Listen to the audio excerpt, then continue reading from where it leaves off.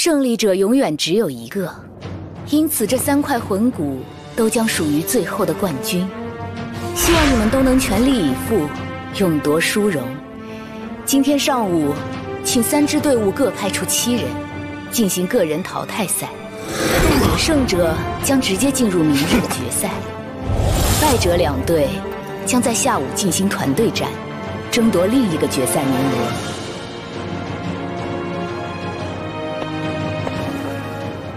请3队队员前往看台备战，稍后将抽签决定比赛顺序。首轮轮空的选手将与首轮中获胜的选手进行第2轮比试。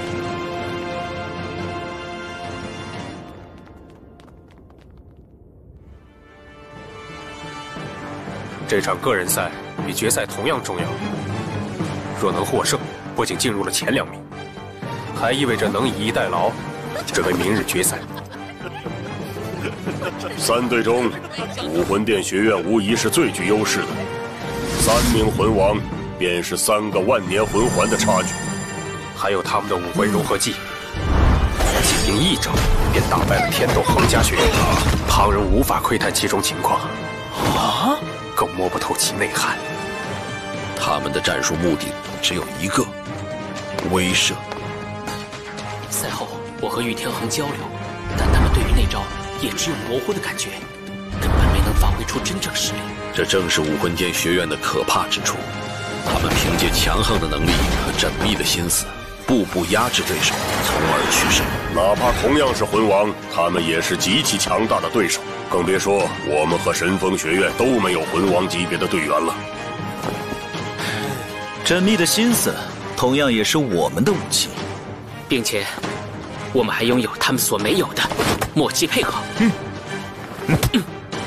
请3支队伍派出第1名上场队员。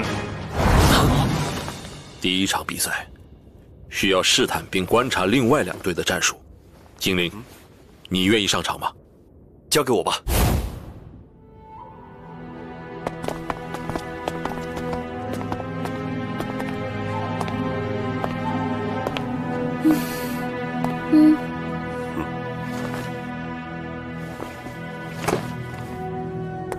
太走运了，抽中轮空，就能在第1轮以逸待劳，更清楚地观察对手。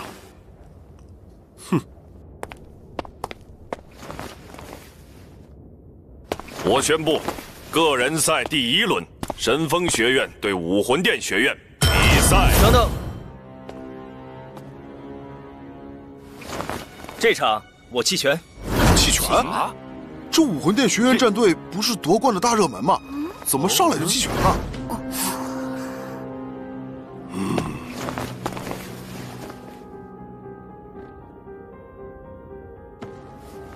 恭喜神风学院获得首轮胜利。第2场，神风学院队员火无双对战史莱克学院队员精灵。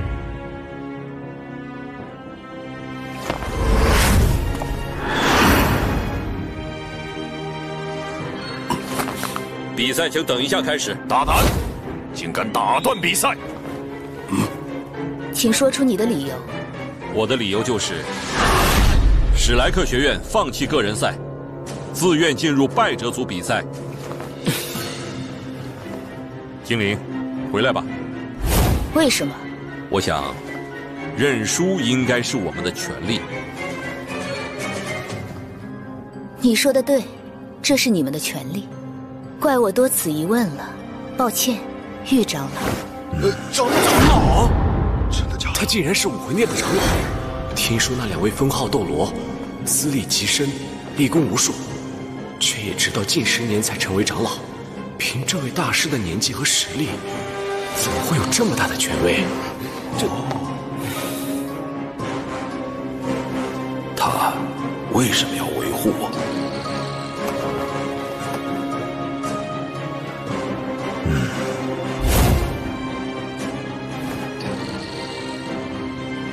继续比赛吧。武魂殿学院战队实力强大，本学院自认不敌，我们决定放弃个人赛，与史莱克学院争夺另一个决赛名额。那么，武魂殿学院战队直接进入明天的总决赛，下午将进行神风学院与史莱克学院的角逐，希望两队养精蓄锐，创造佳绩。回去吧。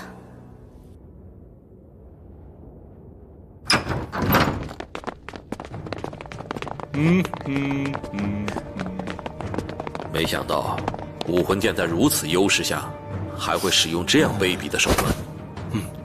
原本精灵抽到的签非常好，让我们能更好地观察对手，但武魂殿的队员却突然认输，这就产生了2个效果：一来，武魂殿的队员保持了完整的战斗力；二来，火无双也能以完整的实力对付精灵。若火无双击败精灵，对上武魂殿，他也会立刻认输。这就相当于他们2个学院联手对付我们。个人赛上，我们根本不可能胜利。落败则罢，一旦获胜，肯定会遭受他们的车轮战。啊，这也太卑鄙了吧！以前我还不明白，武魂殿为何同意神风与赤火合并，原来这就是他们的协议。他们以为这样就能阻挡我们前进吗？未免太小看我们了。我们的目标只有一个。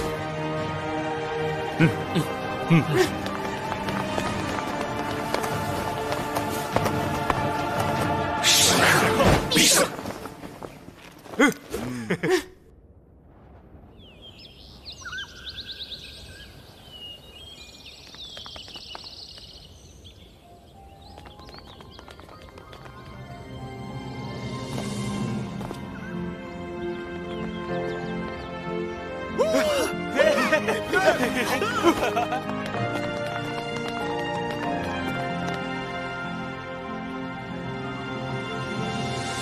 你知道我们为什么要这么做吗？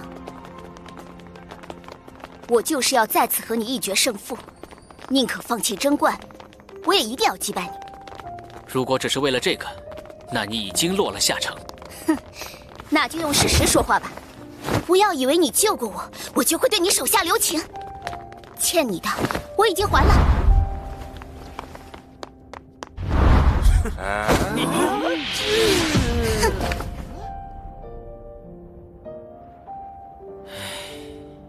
比赛马上开始，双方队员请就位。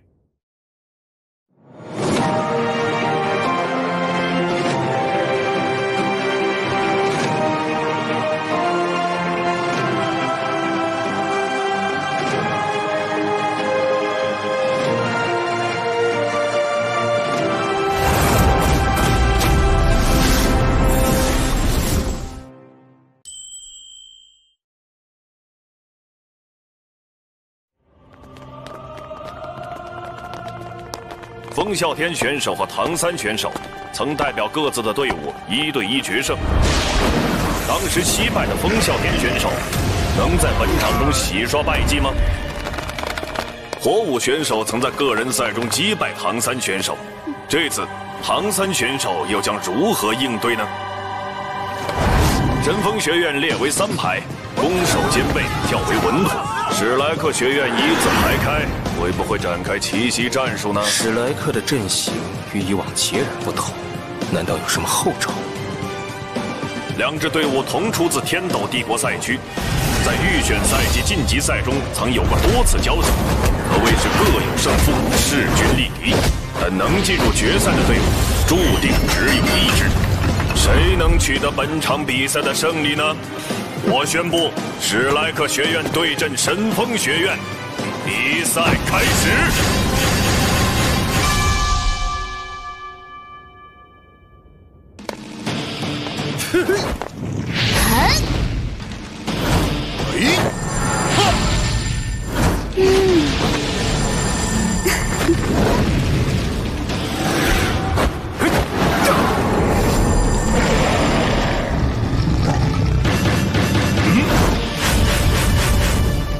干什么？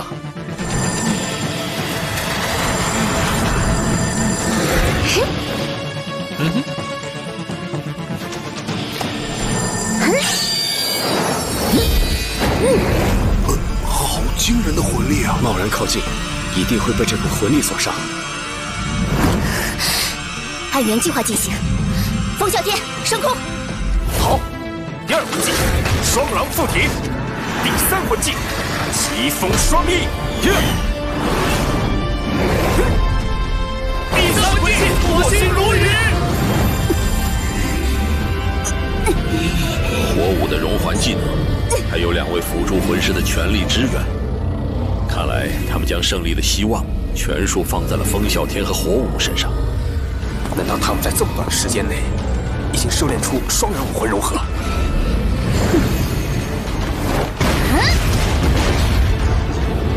双人融合技，火舞与风啸天的默契配合，将神风学院的整体实力大大提升。风助火势，火借风力，看似是双人融合，却将4人的力量集中于风啸天身上，令他攻防兼备，力量提升到了极致。但是孩子们可没那么好对付。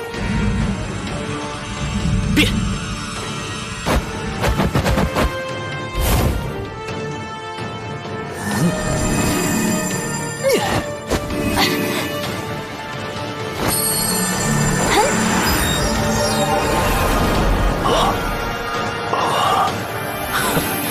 想不到蓉蓉也会这招融环技能。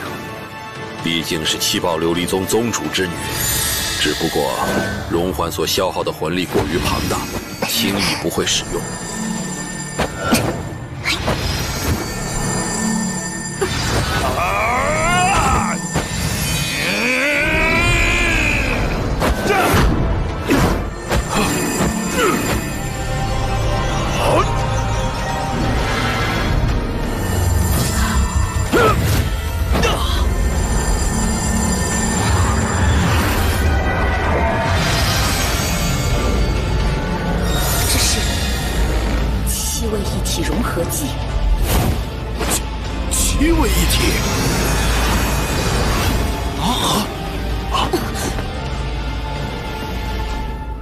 一般来说，只有武魂和魂技极为接近的魂师，才能施展这种融合技，就像当初的苍辉学院。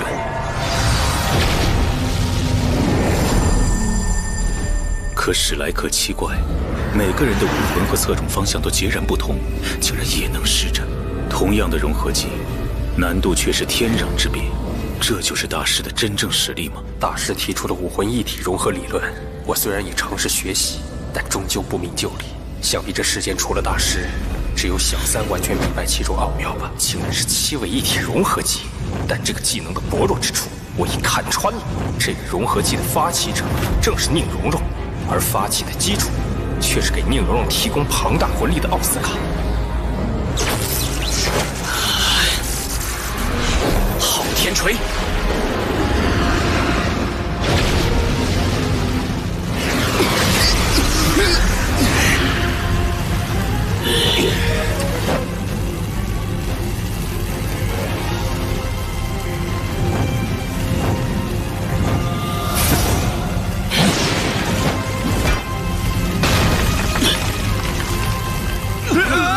昊天锤上一次震惊大陆，便是昊天斗罗对前任教皇千寻疾的一战。如今，昊天锤再度显现在武魂殿面前，不知又会掀起怎样的腥风血雨。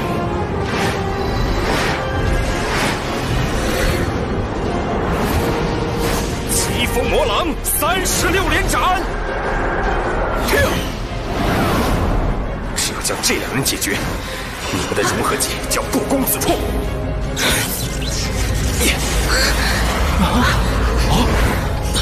好快，那3人的增幅竟能使他加速到这种程度。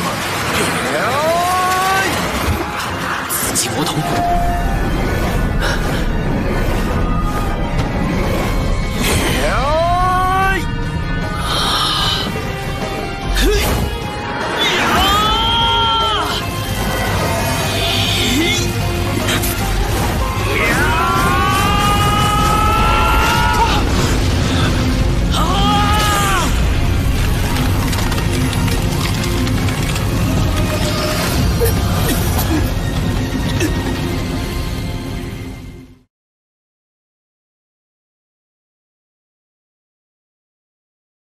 疾风魔狼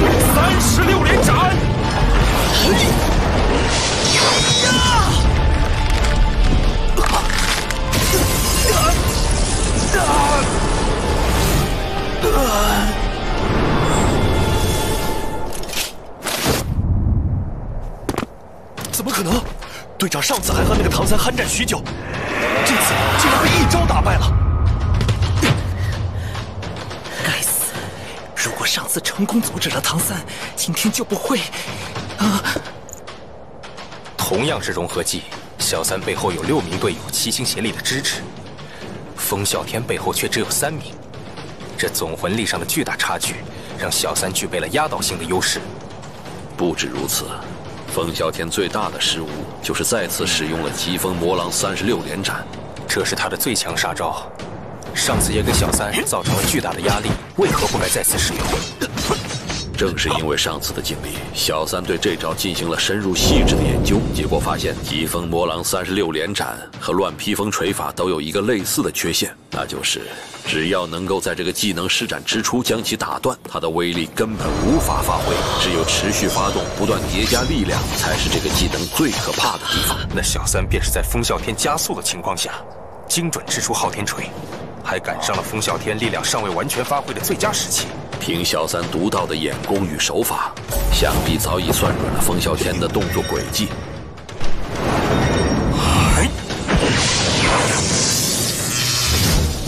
这才瞄准翅膀而非胸膛，保住了风啸天的性命。但小三的处境更加危险了。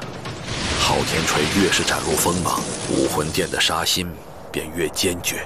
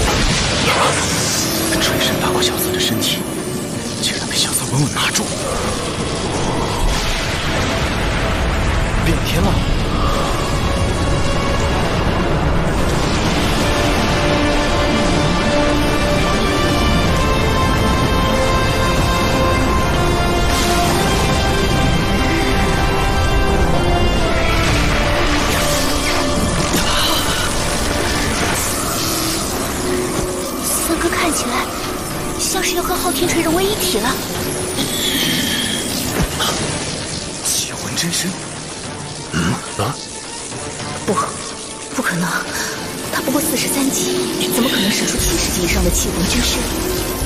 我教给他们的7位一体融合技，虽不像武魂融合技那样强大，但却可以将众人的力量连接、凝聚、集中爆发。此时小三的魂力也是7人魂力叠加后的成果，再加上9宝琉璃塔的叠加增幅，小三的魂力竟已高达70级开外。这就是为什么小三能不可思议地跨越整整30级魂力的差距，驾驭气魂真身的真正原因。兽魂师的第7魂技必然会是武魂真身，化身为自己的武魂本体，拥有巨大的爆发力，实力以几何倍数增强。而气魂师的第7魂技就是气魂真身。以自己为气武魂的灵魂，令气武魂的威力达到极致。如果气武魂本身很强悍，那气魂真身爆发的威力只会比武魂真身更加恐怖。他们还没放弃，他们都是值得孩子们敬佩的对手。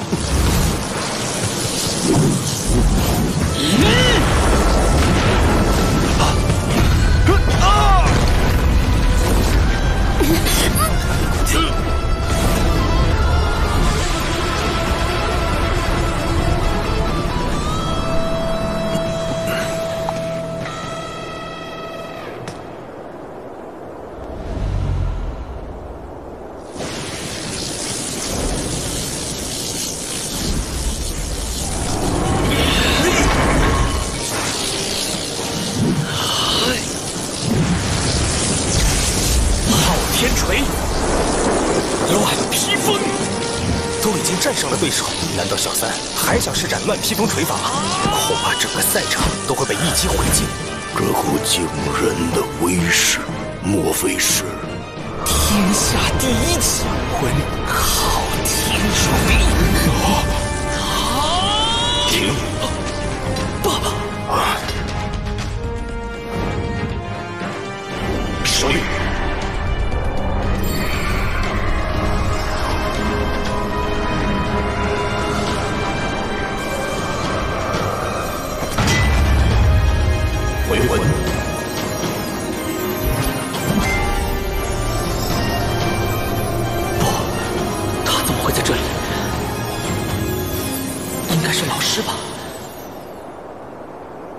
这就是气魂真身，不只是魂力、力量，我仿佛感觉到自己的灵魂已与昊天锤融为一体，这才能使出真正的气魂真身。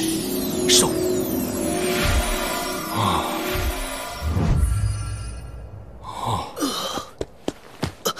好险！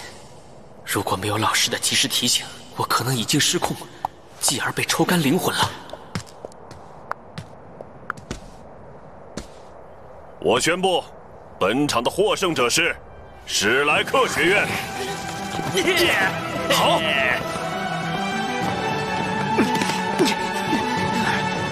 明天的决赛将在武魂殿学院战队和史莱克学院战队之间展开。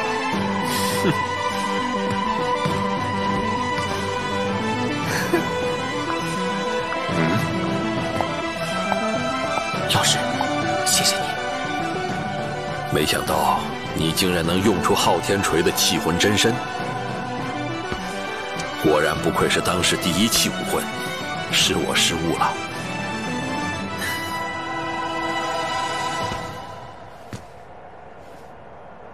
今天孩子们消耗极大，我们先回去稍事调整，再做打算吧。好。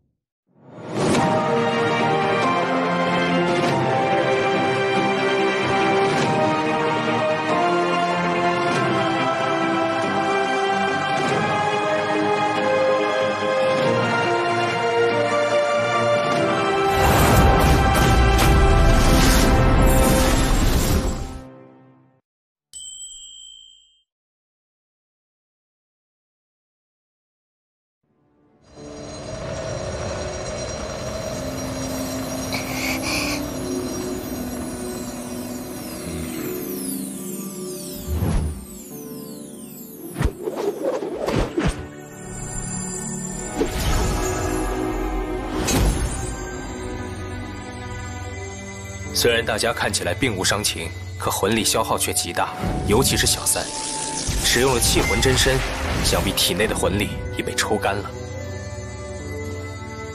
小三，明日决赛，你的魂力能恢复到最佳状态吗？我这里有固本培元的药物，恢复魂力绝无问题。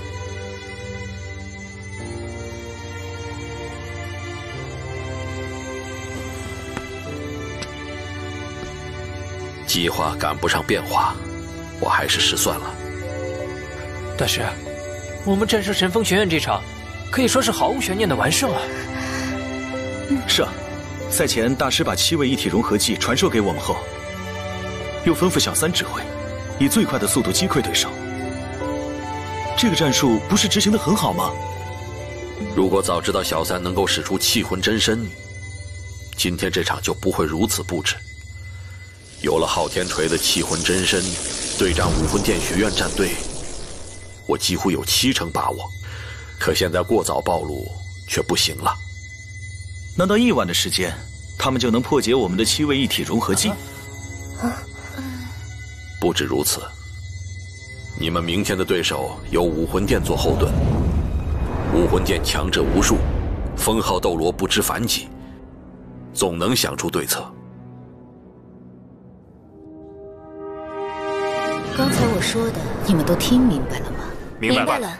教皇冕冕下，如果唐三明日再次使用气魂真身，非死即伤，无需顾虑。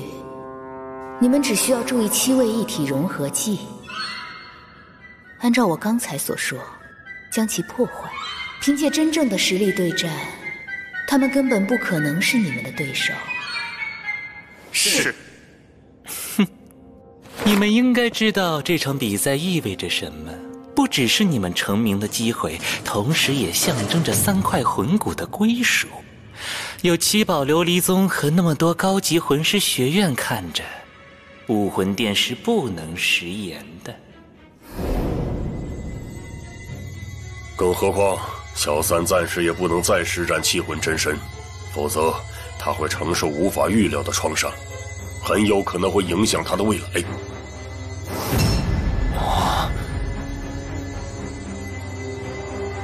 气魂真身和武魂真身有异曲同工之妙，甚至更加强大。而气魂真身最可怕的地方，就是将施展者自己的灵魂与气武魂融为一体，是需要消耗灵魂之力的。灵魂之力与魂力不同，灵魂之力只能由魂师自己提供。以小三现在的实力，灵魂还远不够稳固。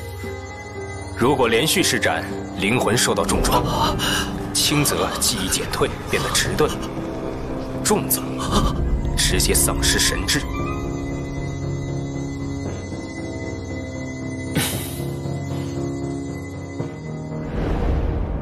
这是给你们的奖励，同时也是给你们的压力。如果输了，我会把你们都丢到迷踪大峡谷去历练3年。迷踪大峡谷那个鬼地方，怕是只有鬼才能活下来吧？这场比赛绝不能输。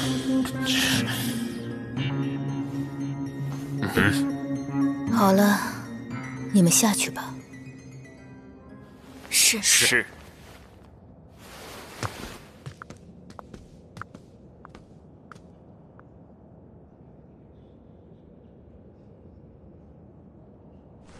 教皇冕下，您在担心吗？虽然他们今天占据了上风，可实际上胜利的天平依旧倾斜向我们这边。我担心的并不是那史莱克七怪，他们虽然天赋异禀，可毕竟还年轻，自身潜力还没有完全开发。除了唐三以外，其他人都不足为患。可大师不同，我与他相识多年，他的聪明才智乃是我生平仅见。那不同属性武魂的7位一体融合技就是证明。至少，我自问无法做出那样缜密的安排。您是担心他明天又会有什么特殊的安排，增加变数？不如让我去杀了他。就算有毒斗罗做手，我也有8成把握可以一击必杀。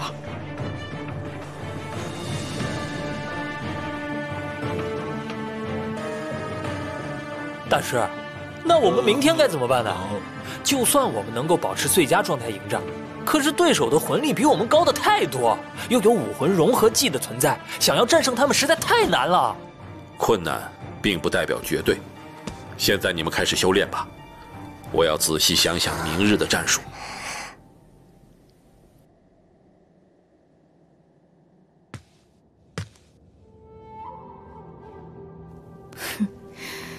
你要是这么有把握，唐三也不会活着来到这里。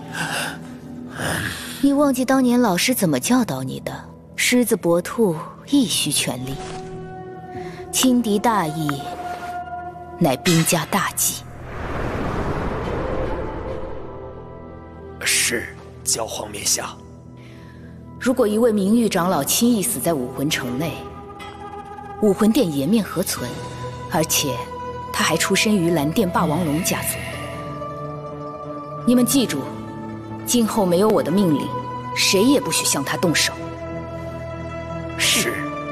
夜深了，你们先退下吧。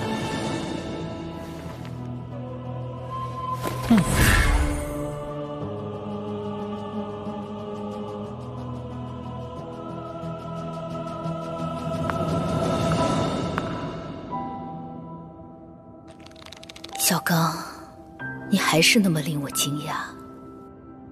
难道当年真的是老师拆散了我们吗？我能做的也只有保护你的安全。至于其他人，我也顾不了许多了。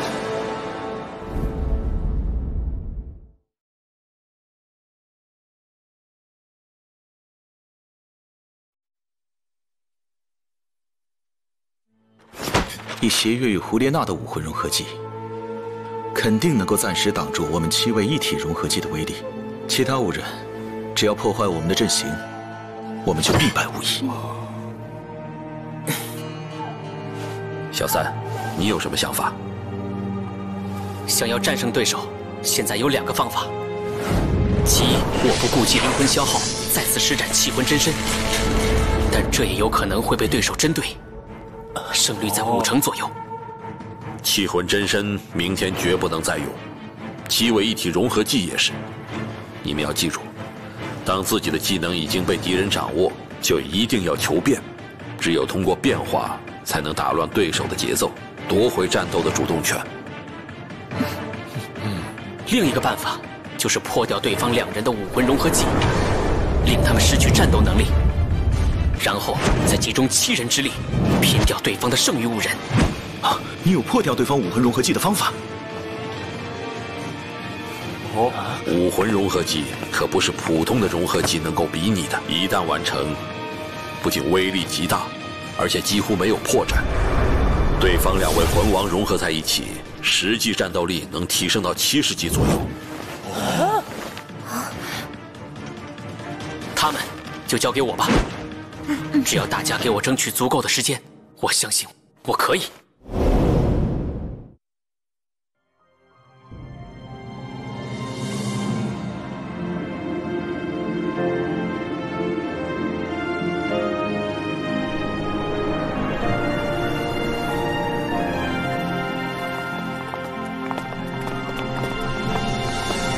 是史莱克，他们来了，他们来了。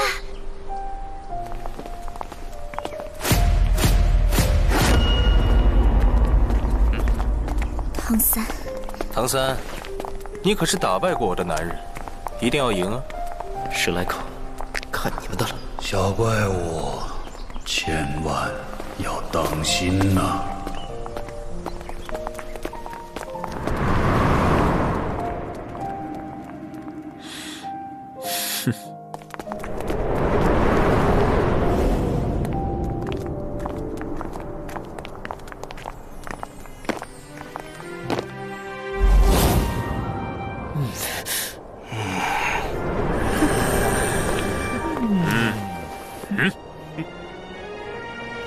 孩子们，这是你们毕业前的最后一战。坦白说，能培养出你们这些天才，我很荣幸。天下无不散之宴席，必胜！史莱克学院无法一直帮助你们成长，未来的路要靠你们自己去走。院长放心，答应您的冠军，我们肯定拿下。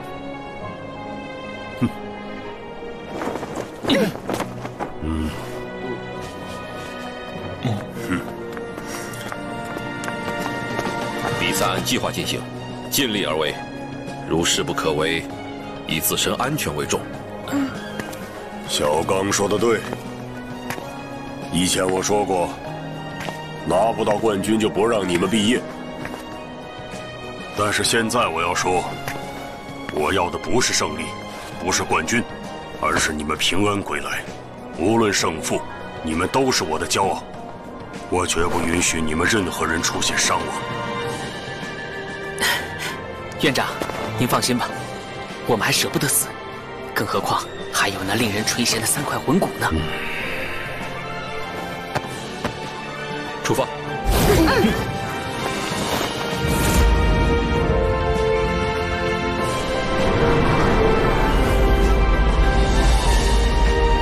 史莱克，必胜！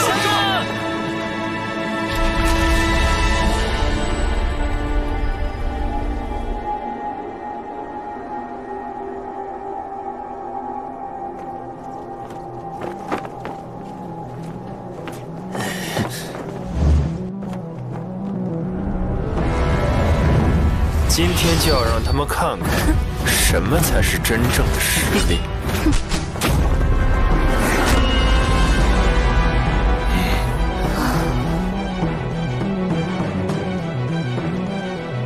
魂力的差距是不可逾越的鸿沟，我们之中哪怕是级别最低的魂师，都和他们的队长差不多。我倒要看看，他们凭什么获胜。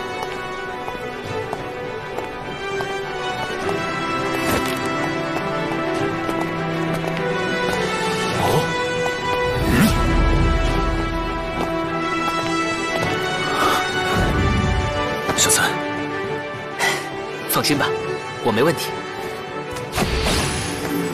这是固本培元的龙之液，服用后不但能够增加疗伤速度，刺激魂力快速恢复，同时也能令人精神更为集中，让我们能以全胜状态迎战。剩下的就看你们了。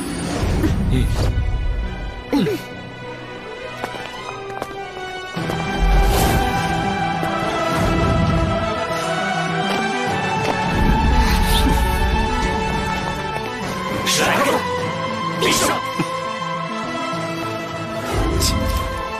必胜吗？那个唐三，我来处理。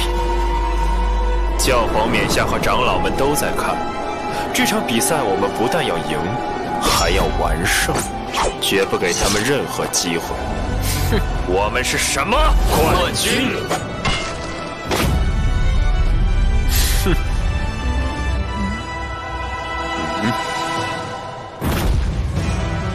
我们就是来击败冠军的。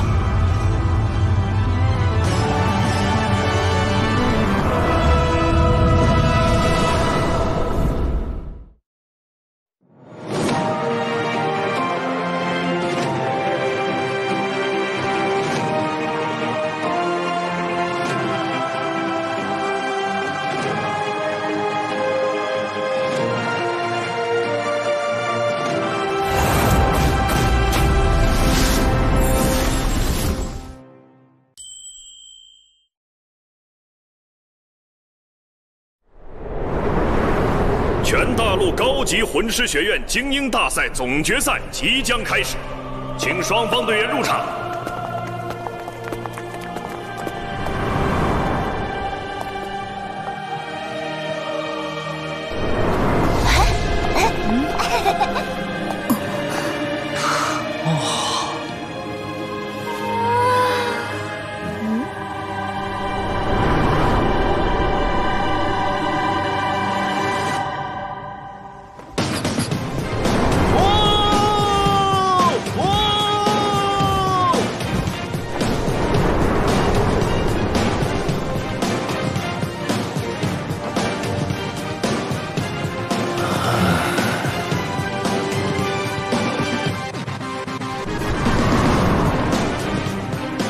史莱克学院战队以天斗赛区第1名的成绩进入决赛，在决赛赛程中也接连战胜许多强大的对手，向我们证明了他们拥有站上决胜场的实力。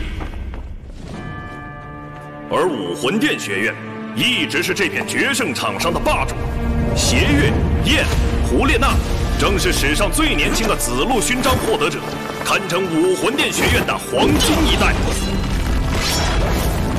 邪月的武魂月刃极为古怪，一般人挥舞起来极有可能伤其自身，他却能运用自如，将其武魂本身强悍的攻击力加倍释放，着实可怕。胡列娜武魂妖狐，素来却有着天狐的美誉。传说中，天狐具有通天之能。胡列娜的实力究竟到了怎样出神入化的境界，让我们拭目以待。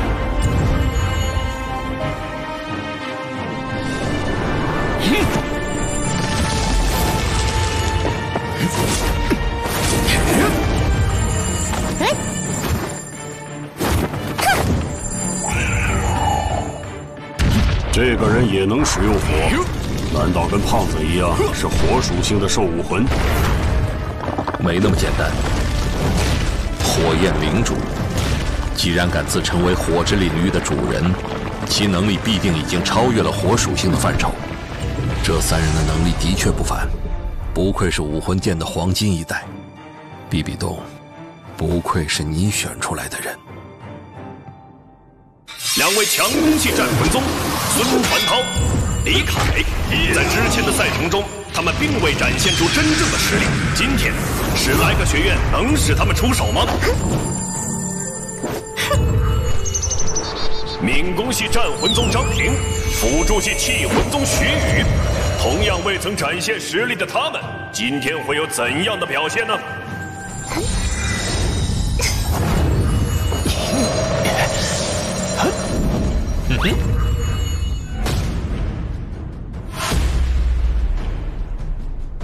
小高，你果然又变真了。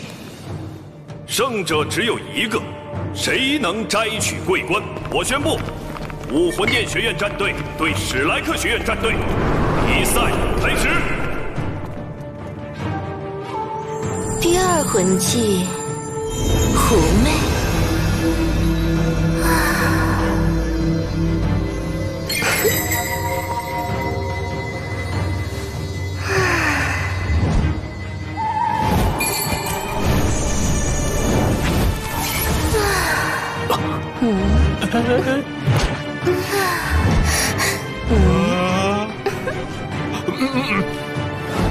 再好的魅惑技能，总是要通过听觉、视觉、味觉、嗅觉、触觉、感觉这6感之一来触发的。武魂殿队的那个胡列娜，主要是靠视觉和听觉。所以，明天我们就这么做。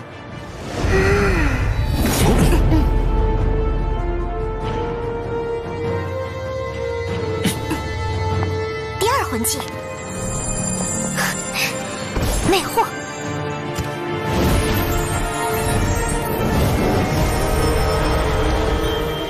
既然以魅惑对抗魅惑，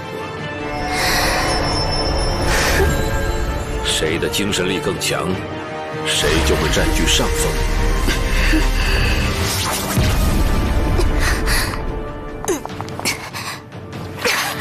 小五，小五虽然受伤了，但无疑也打破了胡列娜的先手。小五啊，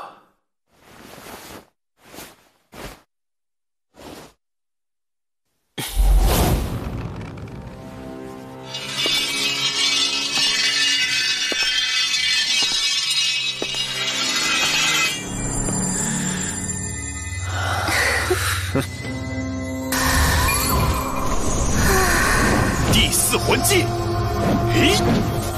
光明玉指。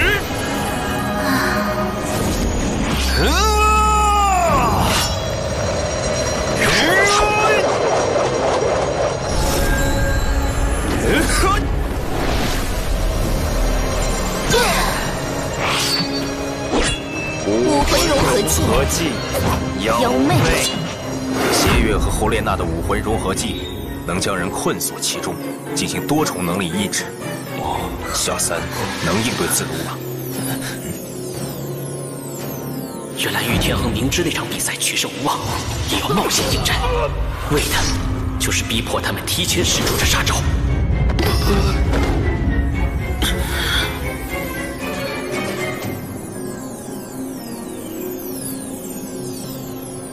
果然，外部人无法窥探红雾之中的情况，连你也看不见吗？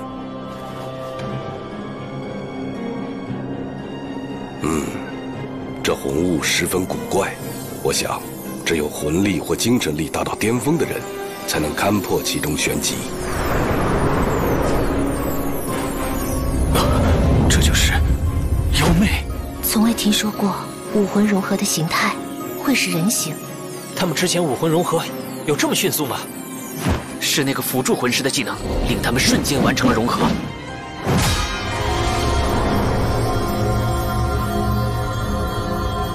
史莱克奇怪为何不打断这个武魂融合技？眼下的情况也是大师计划中的一环吗？如果是，他为什么要这么做？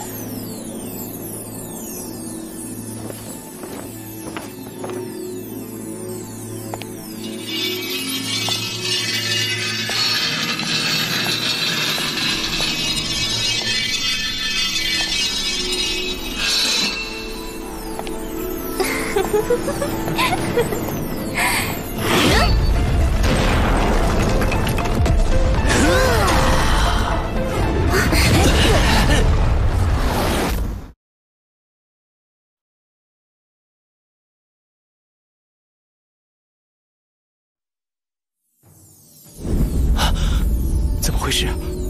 天突然黑了。不是天黑，是我们什么都看不见了。身体突然变得好重，魂力也使不上来。紫金魔瞳，原来这就是独孤前辈所说的妖媚的控制能力。在妖媚技能控制范围内，所有人的感官被降低50%，魂力被压制50%，一切行动迟滞50%。大家不要轻举妄动。这浓重的红雾里，混合了戾气与迷幻的特殊能量，更会使范围内的人突然失去视力，心神大乱。先将对手整体能力削弱，再攻其内心，难怪连天斗皇家学院也被他们轻易打败了。老师说的对，这个武魂融合技的确足以与普通魂师的第7魂技媲美。哼，他们连7位一体融合技都来不及施展，就被红雾吞噬了。史莱克学院根本不足为惧。深入对手的武魂融合技，绝不是一件好事。史莱克奇怪本就与对方有着极大的魂力差距，在全面削弱的情况下，要怎样与对方争斗？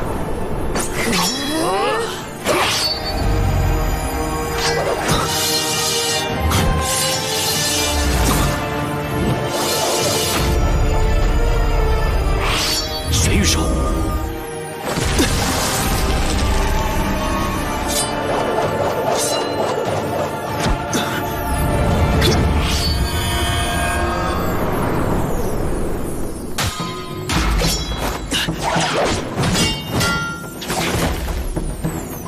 你怎么可能知道我的攻击方位？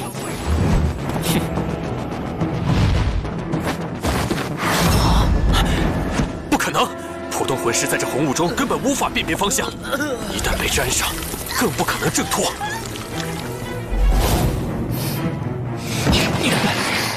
没想到小怪物的精神力如此之强，竟能在这红雾之中视物。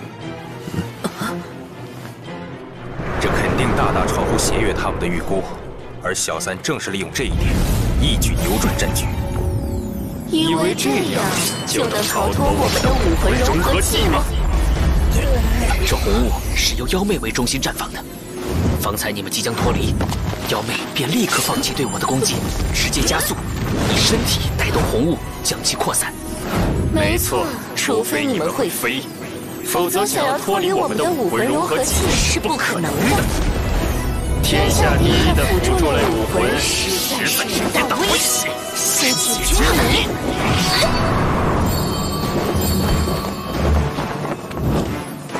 那我们就飞给你看！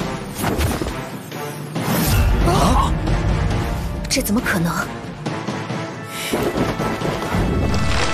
飞行蘑菇肠在之前的比赛中出现过，想必武魂殿误以为那是小三的飞行能力，从而忽略了小奥。视野中若有了焦点，自然也出现了盲点。忽视一名15系魂师，是武魂殿学院战队最大的错误。竟然真能利用飞行能力突围，但此时再去追回那6人已经毫无意义，他们极有可能使用同样的招数逃脱。武魂融合技固然厉害，可魂力也消耗极快，眼下只有将那6人先交给队友们处理。大老大，外面就交给你们了。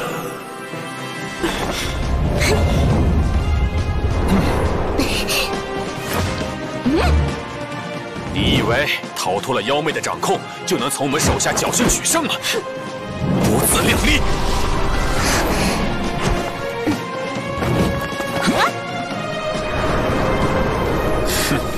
虽然没有我们兄妹2人，武魂殿的实力依旧不是史莱克能比的，单凭你43级的魂力，也不可能战胜我们2名魂王。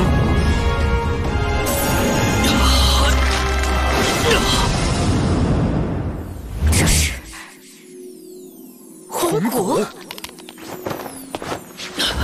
没想到唐三一路取胜，竟仍有余力隐藏魂骨的存在。看形态，这应该是蜘蛛类魂兽留下的魂骨吧。区区魂宗，竟已获得了魂骨，看他从背后涌出，难道是躯干魂骨？看来不能抱有速战速决的想法。虽然唐三的魂力比我们弱了不少，可魂骨的出现将会大大缩小这差距。霸主魂骨对我的增幅，总算将红雾对我的削弱抵消了。霸主魂骨在力量、敏捷和毒性上都相当强劲，未必不能与2位魂王一战。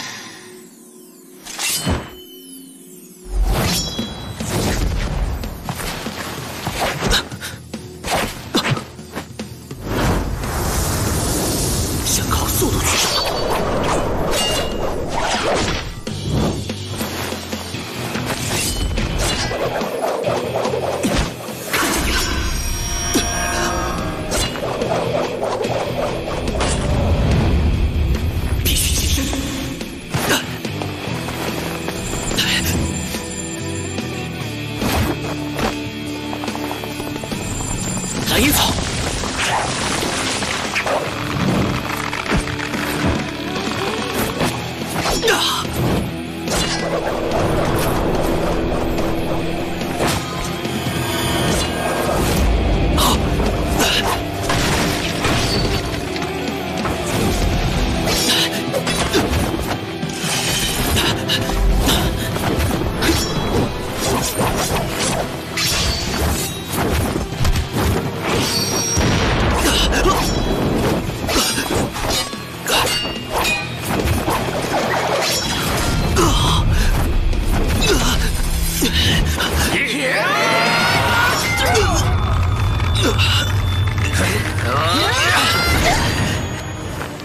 吸收了2只人面魔珠，再经8九玄冰草与烈火星胶书2大仙草锤炼，8柱魂骨坚韧无比，竟然被他切开了。月人的攻击力远超我的想象。虽然战局与预想的稍有不同，但胜利终将属于武魂殿。我们将逃散击杀之时，就是决胜的一刻。第2魂技，花岗之炎；第3魂技，白虎金刚鞭。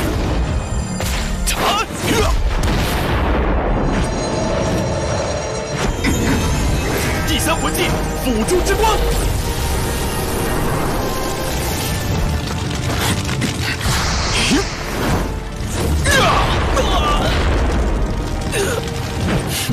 第1魂技，幽冥突刺。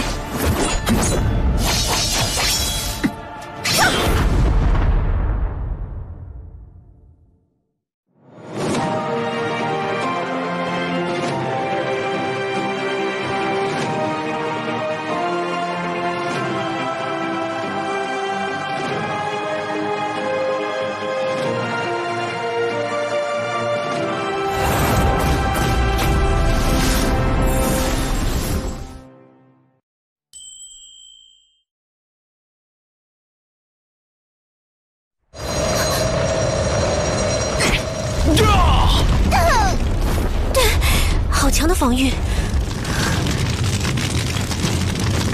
花岗之炎，他竟然是火土双属性魂师。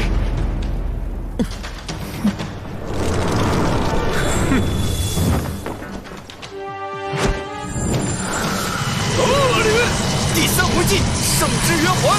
直线。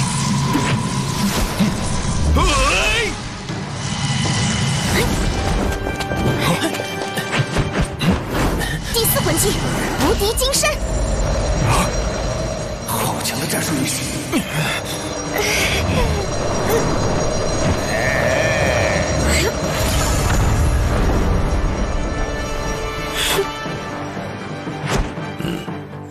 可恶！再来！第3魂技，瞬移。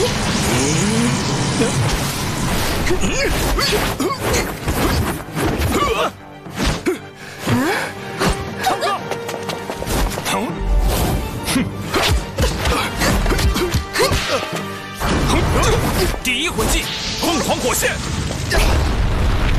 第1魂技，缠绕。鬼影迷踪。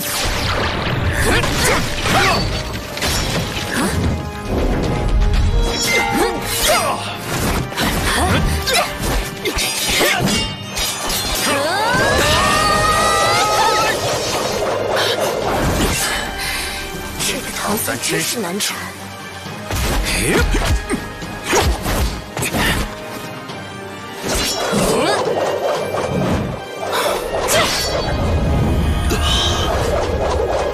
第1魂技，缠绕。慕白，小心！是3少的警示。红雾内究竟发生了什么？也是月刃。就是现在！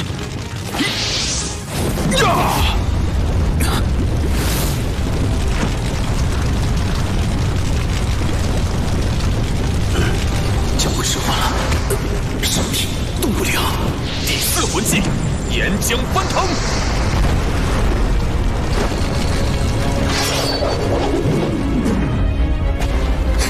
慕白，别管我，后退！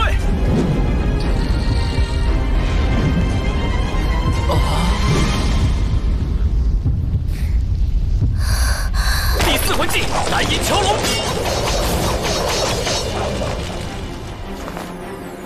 唐三，你魂力本就不如我，竟敢消耗大量魂力瞬发第四魂技，未免太过自信了。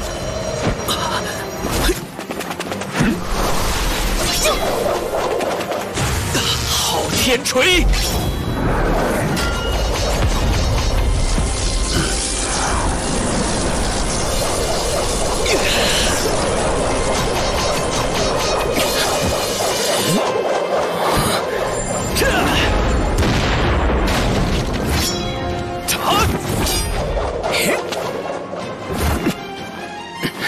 第一魂技妖功，这是人体最虚弱的地方，叫妖眼。这可是我哥教我的。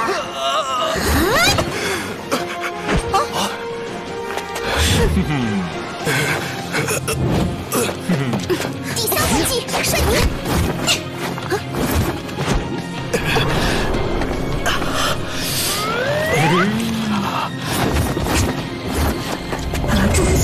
第四魂技凤凰啸天击。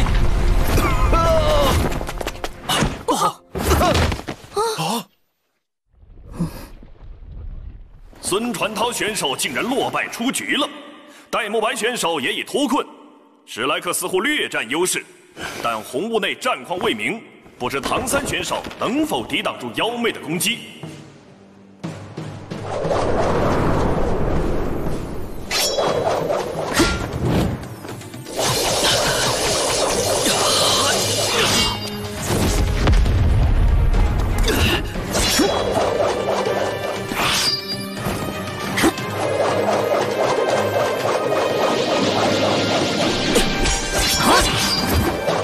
即便我能挡下第一把月刃，也绝挡不下第二把。不如玄玉手。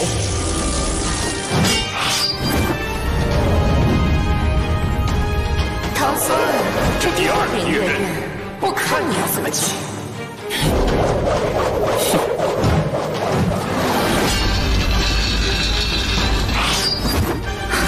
怎么可能？事情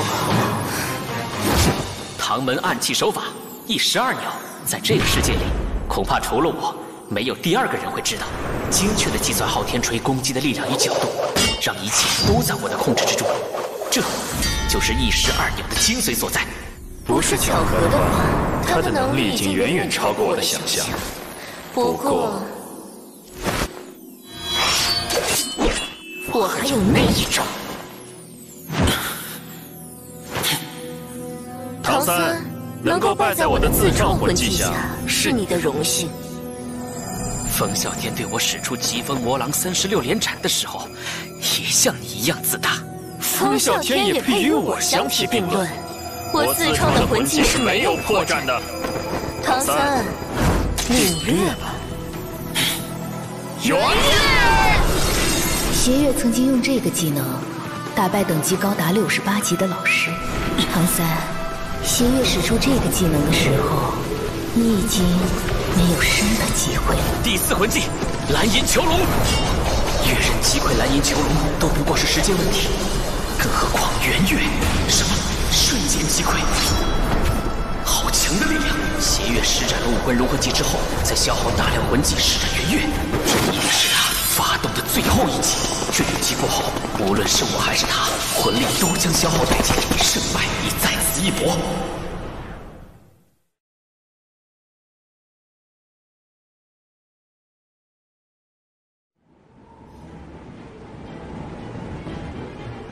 唐三，领略吧。圆月！胜败已在此一搏。一样。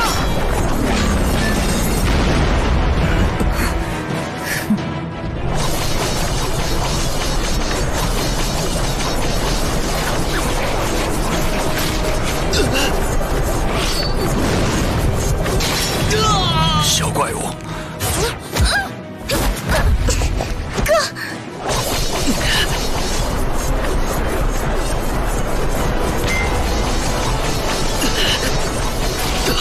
第二根。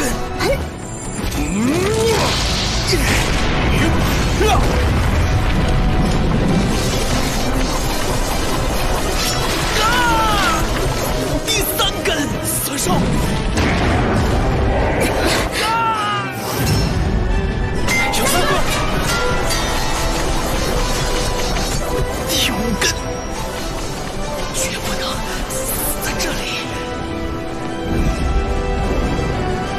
我不能输！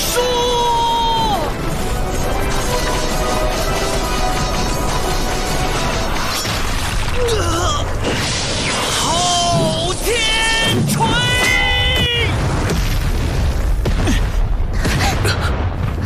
妖魅解除了。要么是邪月和胡列娜主动解除了武魂融合技，要么就是二人力竭，再也无法维持妖魅。究竟是哪一种情况？宁宗主怎么看？邪月与胡列娜的武魂融合技的确很强，但唐三天资聪颖，是否能出奇制胜，尚未可知。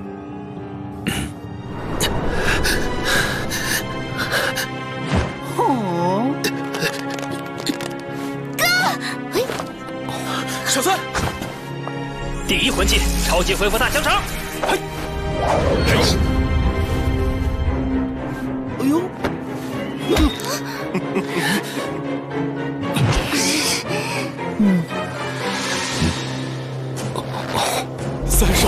三少的背上那是八蛛魂骨被砍掉的印记。刚才小三的惨叫声，就是因为八蛛魂骨被生生砍断。八蛛魂骨就像长在人身体里的骨头一样，骨头被生生砍断，那得多疼啊！小三，撑住！九宝有名，三月魂。第三魂技，辅助之光。武魂融合技解除了，目前唐三选手重伤倒地，而邪月与胡列娜虽然脸色苍白，但仍然站在场上。看来武魂殿学院战队胜利在望。坦白说，在天赋上我不如你。坦白说，能让武魂殿黄金一代第一人说出这样的话，是我的荣幸。站起来了，小三，难道你还有什么办法能够扭转眼前的局面吗？你真正的实力我已经见识过了。那是八蛛魂骨碎片。可我真正的实力是什么？你知道吗？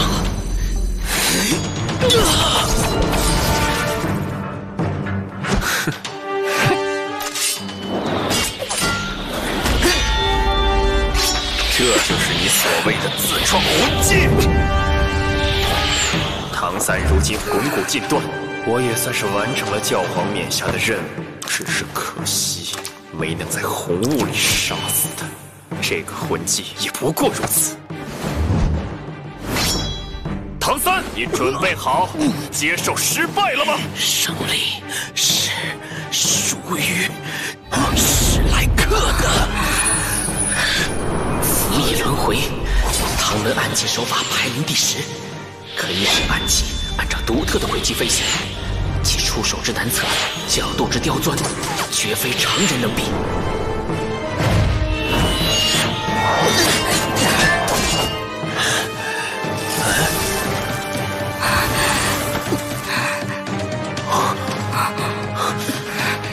而服役轮回同时发射暗器的数量，最多是36枚。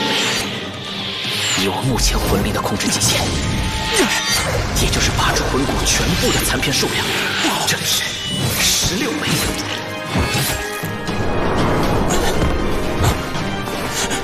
没有人能躲过服役轮回。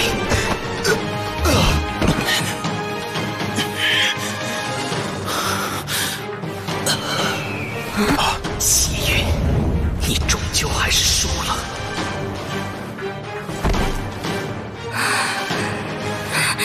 这个唐三实在太阴险了，居然用我和邪月挡开的碎片相互攻向对方。他对角度和精度的计算，以及对我和娜娜的攻击方向和魂力消耗的预判，已经到了十分可怕的程度。可是我不甘心，我不。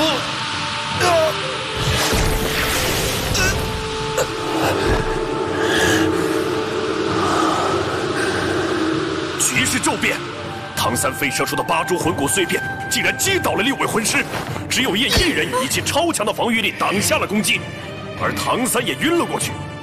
燕以1敌6，他还能坚持多久？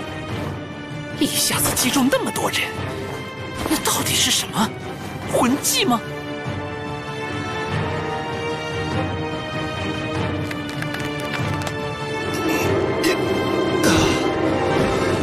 对面的辅助系魂师直接晕了过去。虽然早知道8株魂骨很厉害，但没有想到竟然能厉害到这个程度。这个唐三，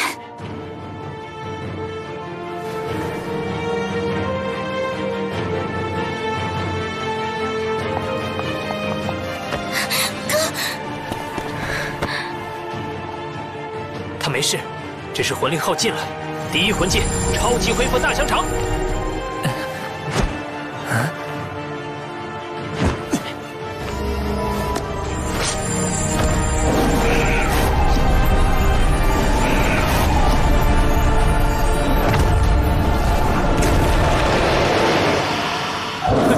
接下来就看我们的了。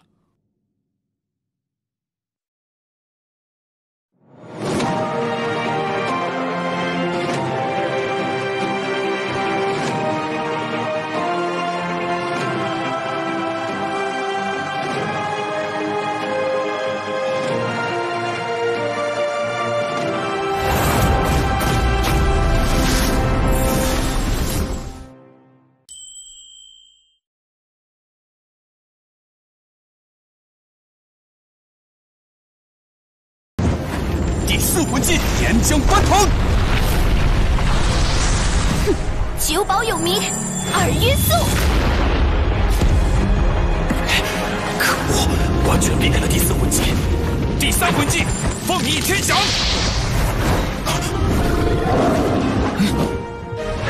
第5魂技飞沙狂焰。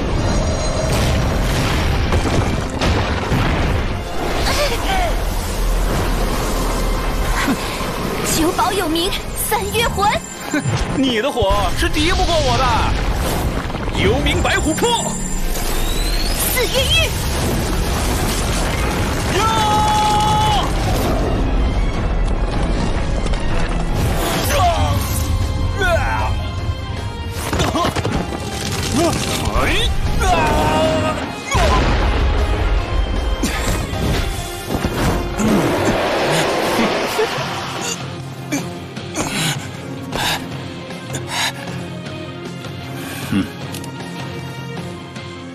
尊敬的教皇冕下，我必须提醒你一下。毒斗罗有什么要提醒本座？教皇冕下，唐三的8株魂骨上的毒乃是混毒，只有唐三自己能解，连我也解不了。如果再拖下去，恐怕您的黄金一代就只剩下1个人了。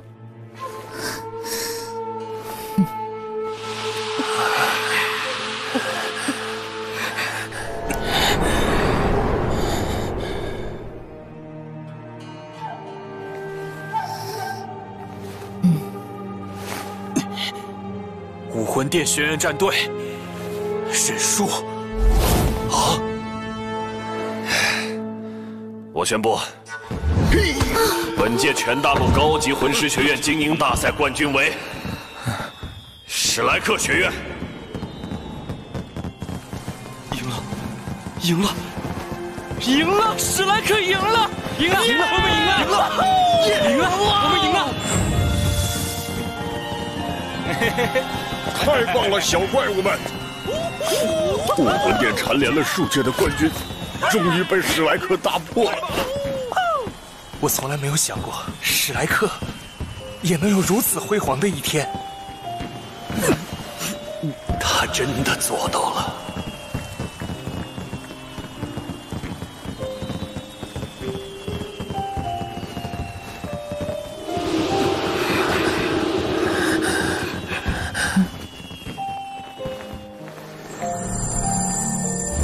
七宝真身，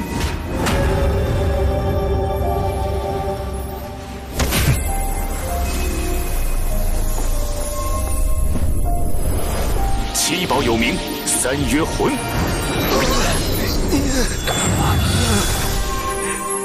七宝有名，六约增。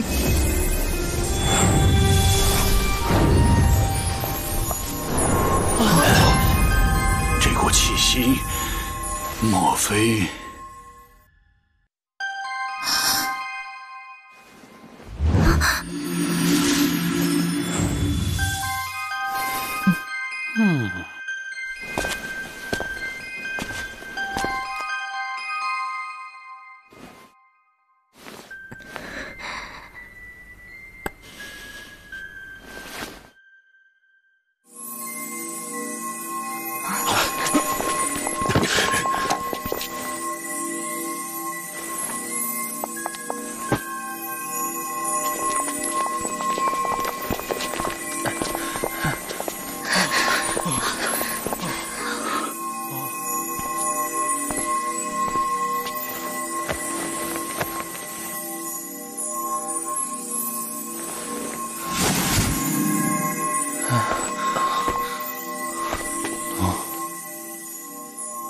他怎么样了？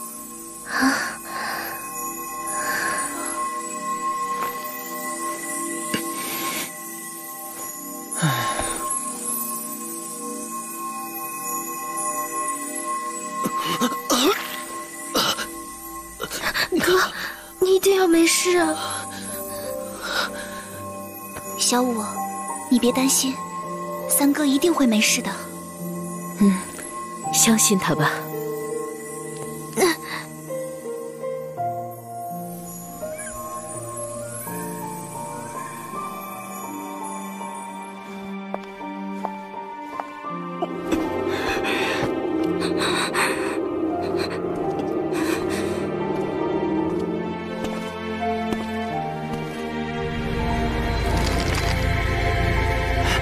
小三背后的八蛛魂骨窗口再恢复了。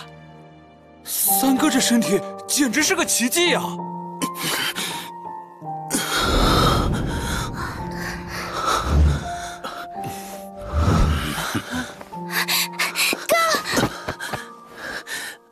我们赢了。是的，我们赢了。我们战胜了武魂殿学院战队，是全大陆高级魂师学院精英大赛的冠军。小怪物们，你们创造了一个前所未有的奇迹。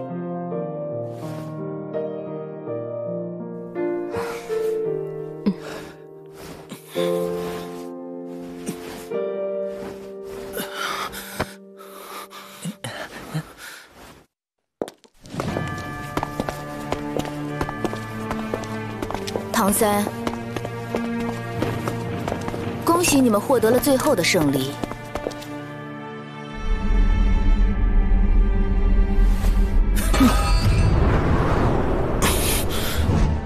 现在，请你立刻为他们解毒。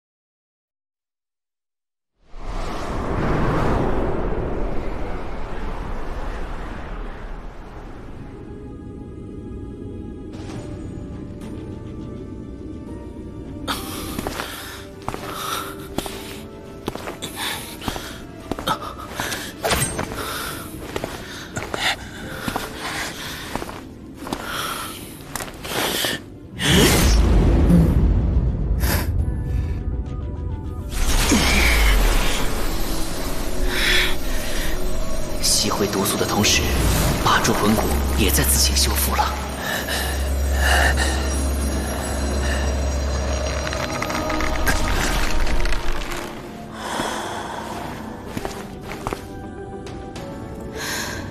连独孤博都无法解得毒，这个唐三若不能为我所用，必不能留。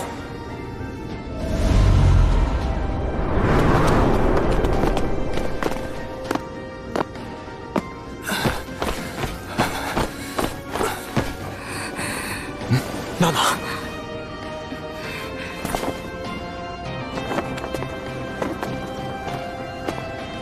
教皇冕下，我已替他们解毒完毕。好。毒虽然解除了，但免不了大病一场。短期内，你们恐怕无法效征了。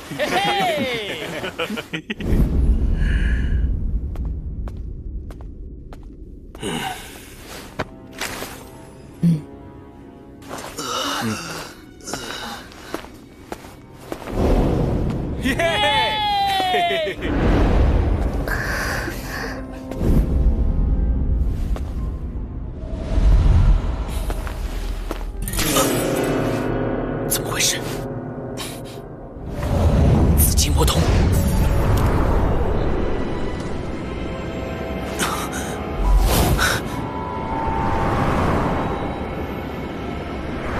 场上几大强者的目光似乎都落在了小五身上。难道？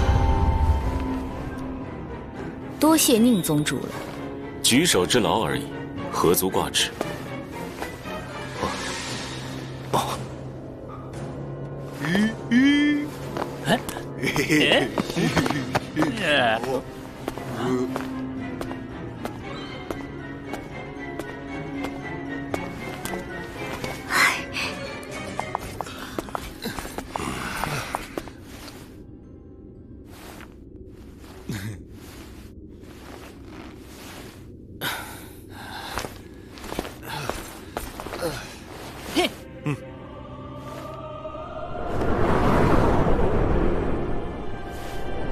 接下来将进行颁奖仪式，有请教皇冕下为获胜学院颁奖。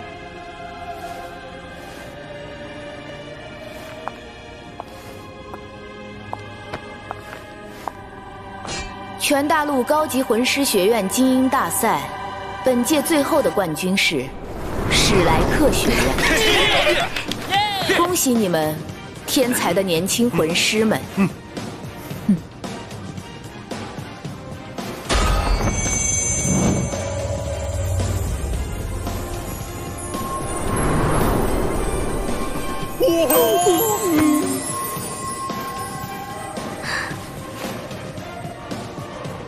请史莱克学院代表上前领取冠军奖励。小三，这个荣耀应该是属于你的。虽然我是队长，但是为了这最后的冠军，你付出了太多，大家都有目共睹。你才是史莱克七怪的灵魂。是啊，小三，去吧，三哥，别推脱了。小三，去吧。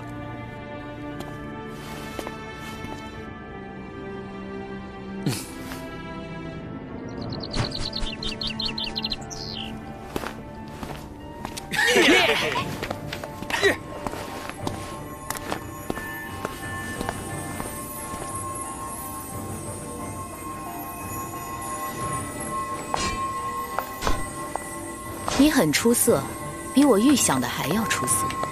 那么，你愿意加入武魂殿吗？不顺从，就会毫不犹豫地被抹杀掉。恐怕这是他给我的最后一次机会。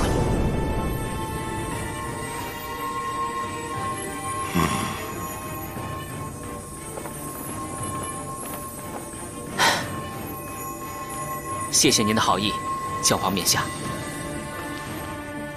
不过，我自己的人生有自己的安排，不想受到任何拘束。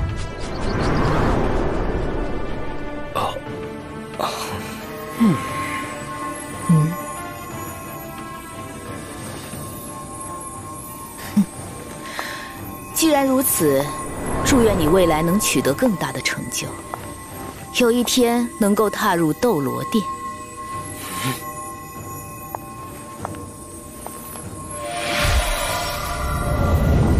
如果不是震慑于武魂殿的威严，恐怕这三块魂骨一现世，便会掀起腥风血雨的争夺了吧。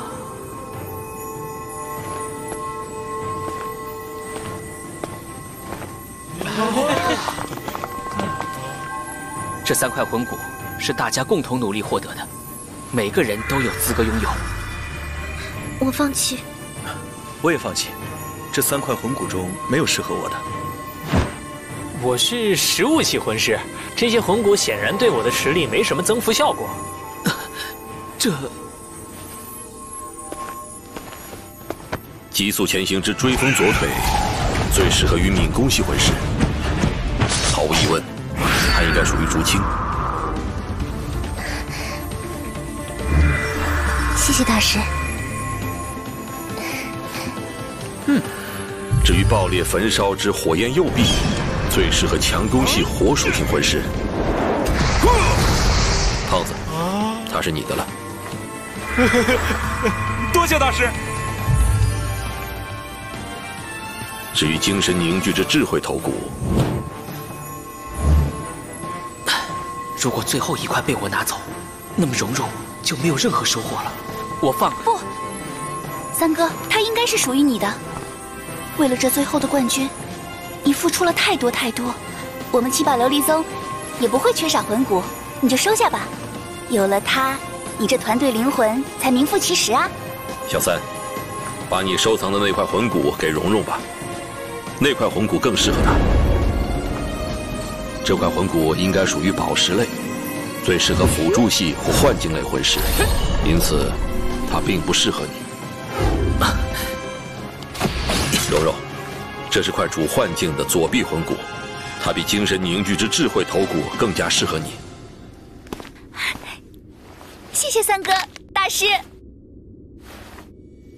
爸爸。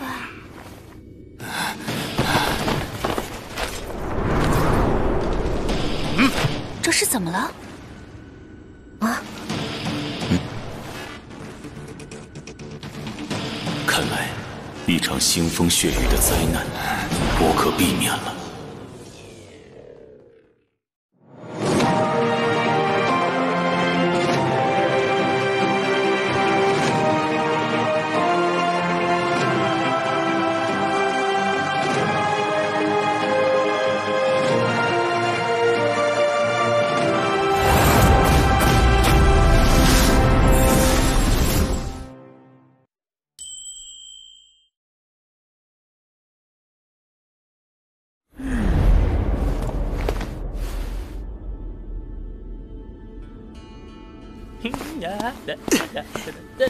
耶！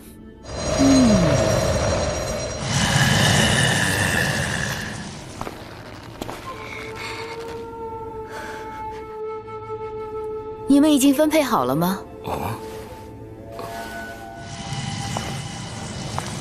既然奖励已经分配好了，那这次大赛已经顺利结束。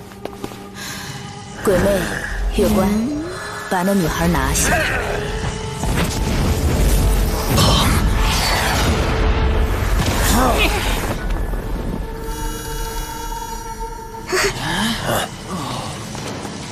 剑道成形。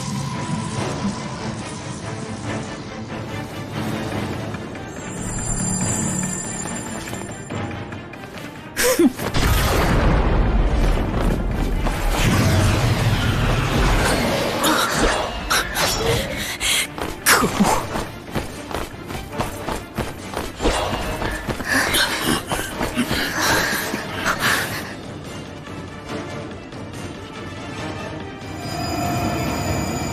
教皇冕下，是不是先问清楚再说？宁宗主，请你自重。如果你再加以阻拦的话，那么七宝琉璃宗就是武魂殿的敌人。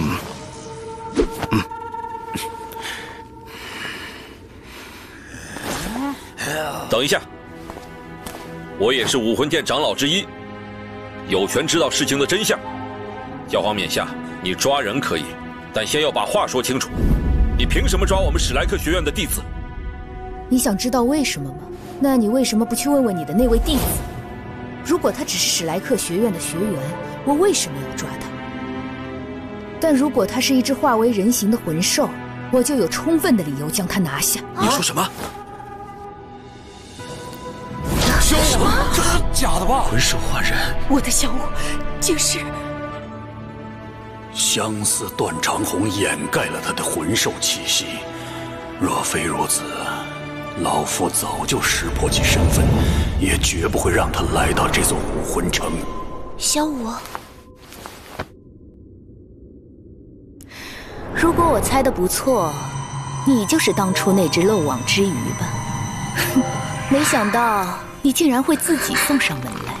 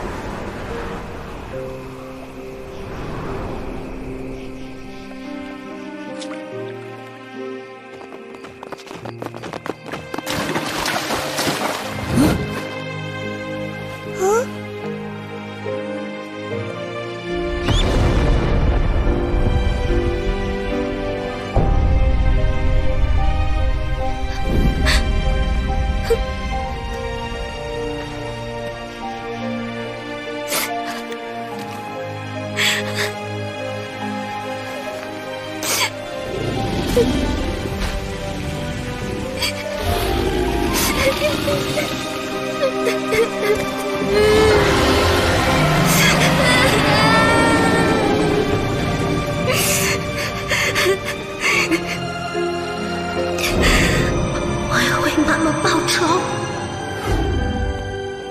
小五，这究竟是怎么回事？大哥，别问了，小五他不是人类。哥，你什么都不要说了，我明白的。其实我早就知道你不是人类。你早就知道？当我的紫极魔瞳进入芥子境界之后，我就已经看出来了。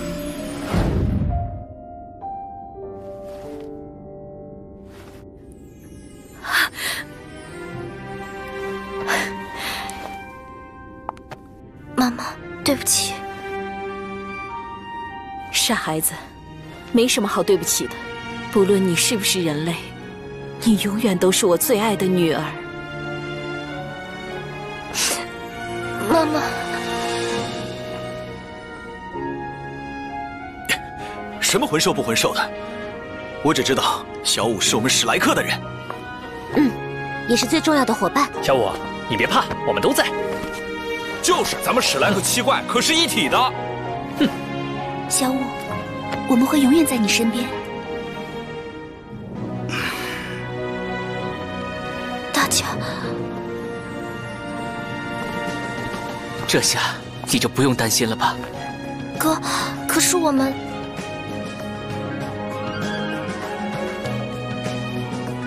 傻丫头，没有什么好可视的。你是人又如何？是魂兽又如何？我只知道你是我的妹妹，也是我爱的人。哥，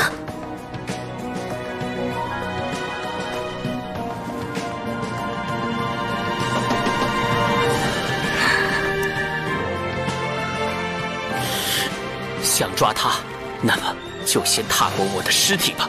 小刚，我们的悲剧发生一次就够了，我绝不允许同样的悲剧再度发生。海龙，有我在，一定不会让悲剧再发生。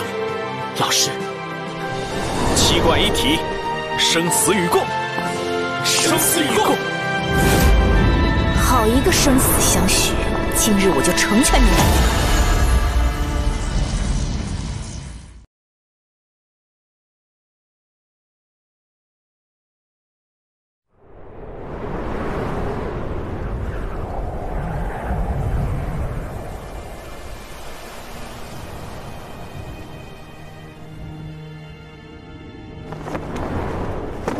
傻丫头，没有什么好可视的。你是人又如何？是魂兽又如何？我只知道，你是我的妹妹，也是我爱的人。三哥和小五的感情已经超越了生命。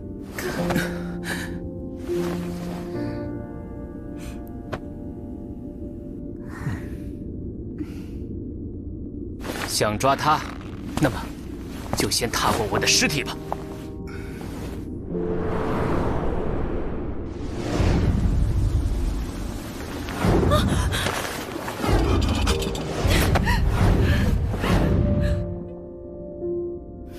小刚，我们的悲剧发生一次就够了，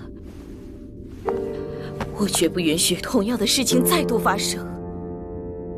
妈妈，二龙，有我在，一定不会让悲剧再发生。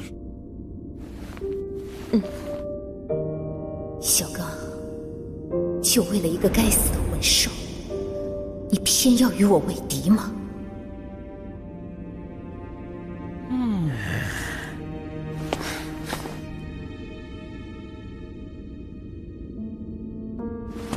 七怪一体，生死与共。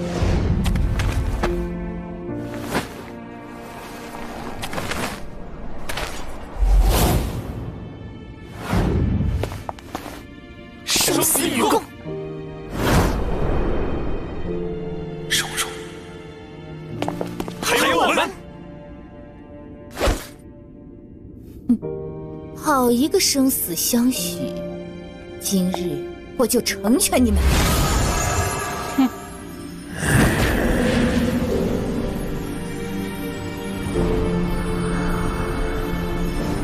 哼，我们老的还没死，还轮不到你们这些小的挡在前面。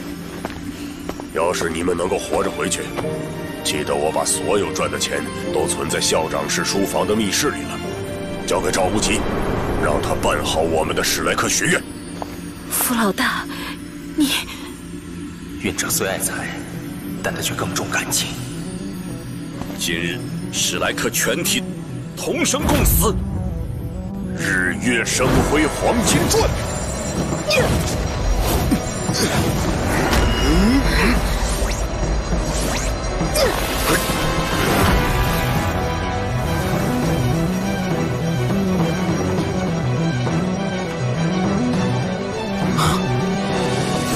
别忘了，老夫也是史莱克的一员。要怪我？武魂殿出手向来没人能阻止，不过要想成功，也没那么容易。武魂殿的目标是小怪物和小舞，只要带走他们，其他人便可安全。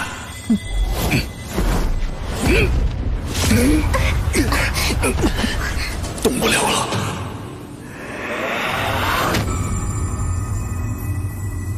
10万年魂环，这就是10万年魂环的真正威力吗？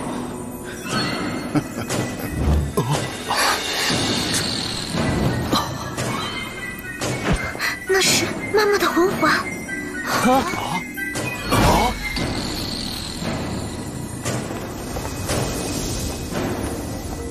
史莱克无所畏惧。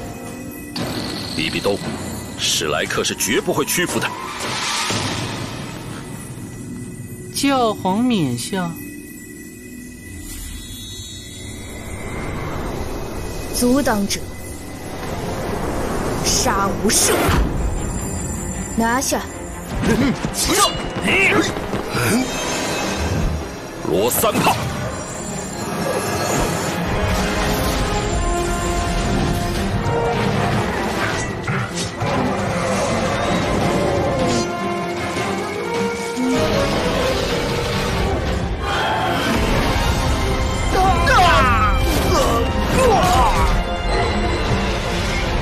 不自量力！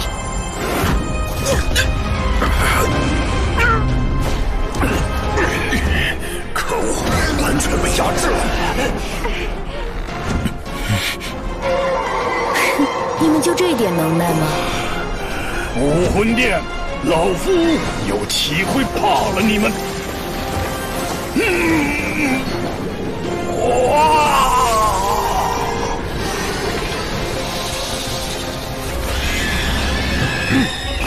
老毒，受死吧！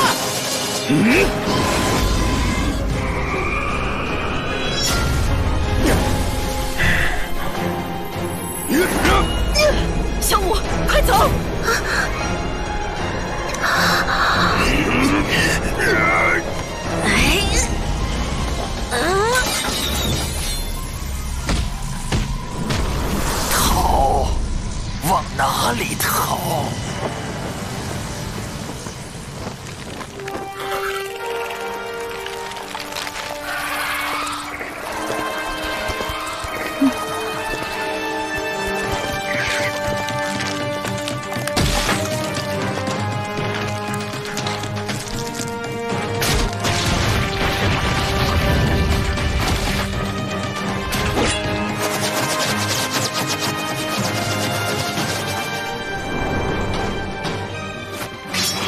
第6魂技，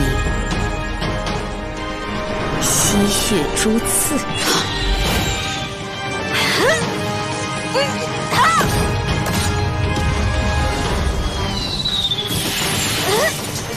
小五，快走！快走！快走！想走？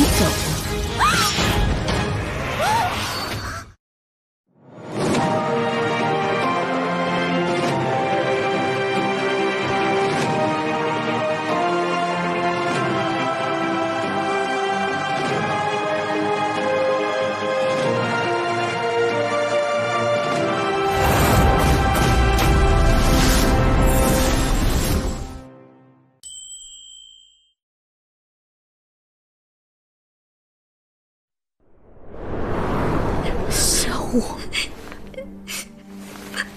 妈妈，对不起。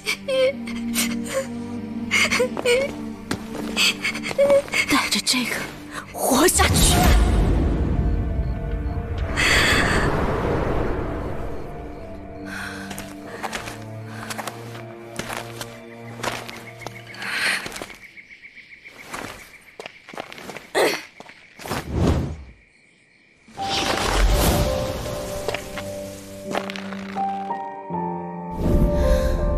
你放心，你的女儿很快会跟你团聚。我一定要为小五争取时间。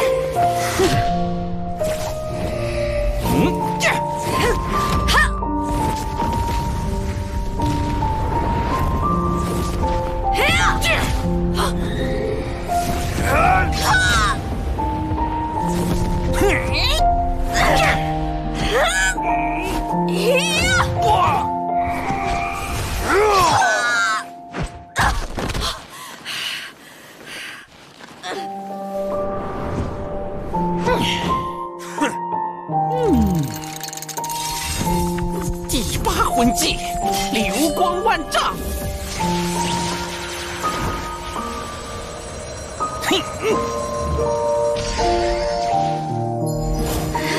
无敌金身。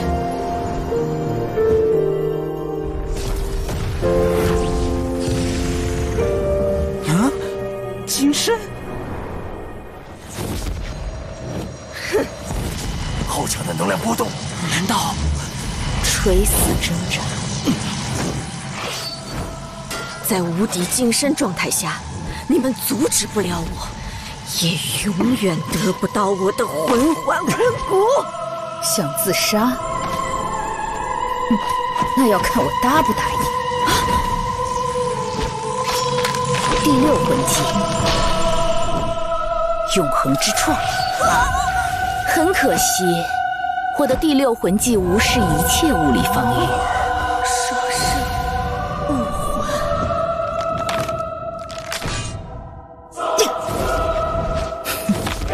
结束了。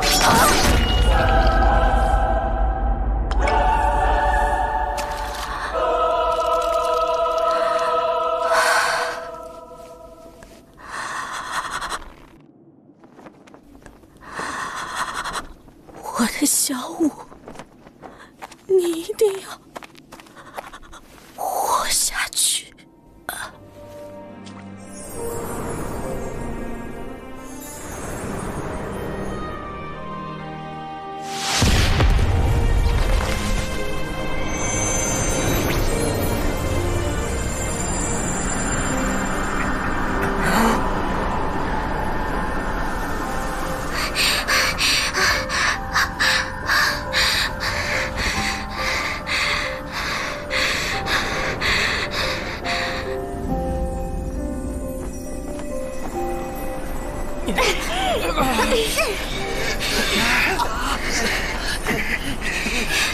绝绝不会再逃了。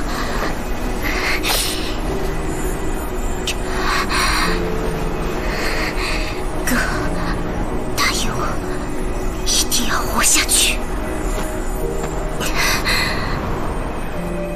我叫小舞，跳舞的舞。我能不能不叫你哥哥？小舞也发誓，永远也不离开哥，就算是死也不离开。哥，你要记住，如果你死了，那么我也会陪你。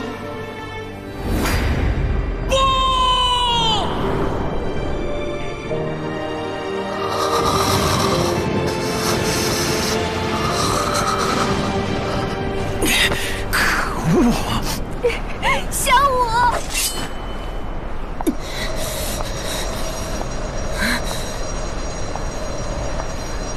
妈妈，这次就让我来保护你吧。不，你快走！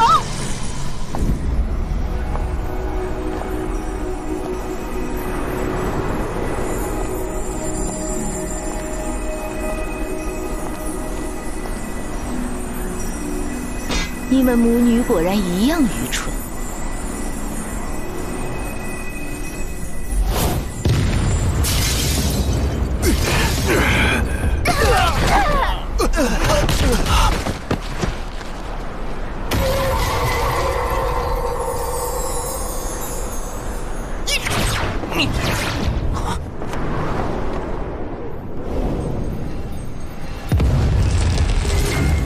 休想用那招！老鬼，快阻止他！绝不能让他们融合。找死！要是有一天，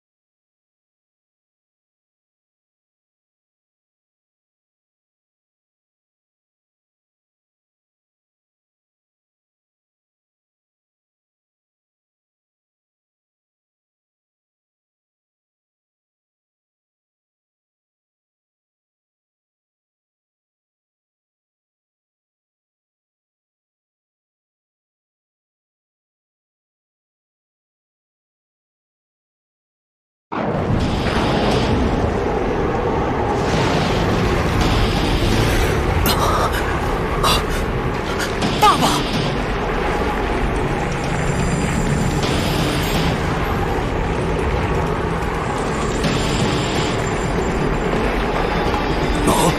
昊天面相，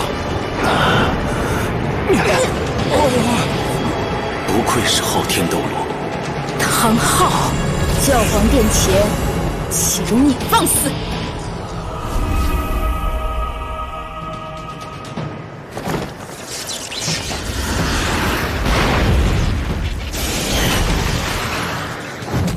教皇殿，好一个教皇殿！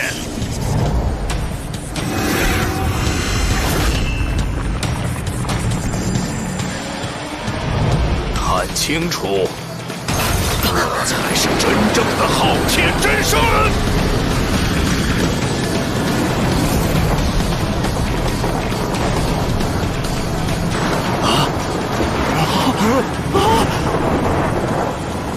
唐昊，你敢！武魂真身！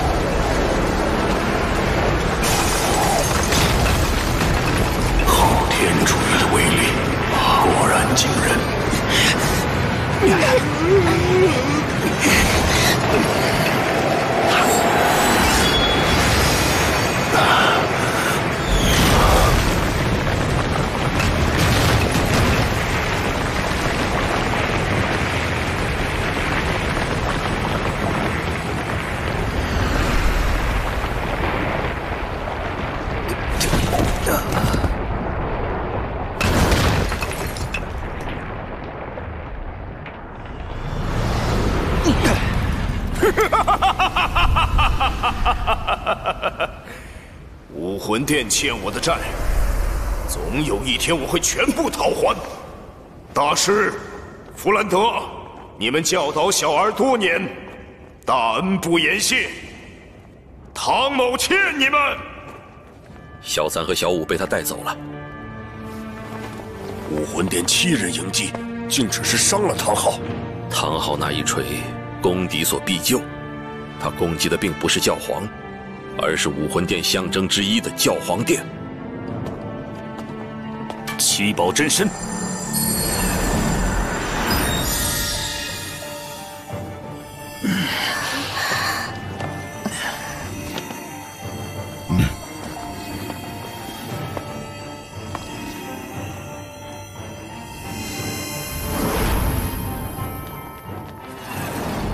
10万年魂兽被他救走了。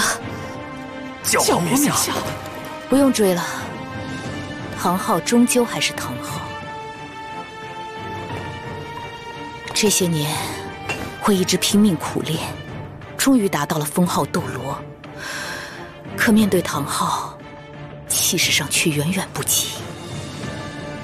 唐昊这混蛋太嚣张了，冕下，事关武魂殿尊严。唐昊要是那么好对付，他还能活到今天？现在还没到对付他的时候。那这些人怎么办？让他们都走，立刻滚出武魂城。走吧。哼，唐昊，我们之间的仇恨早晚会解决。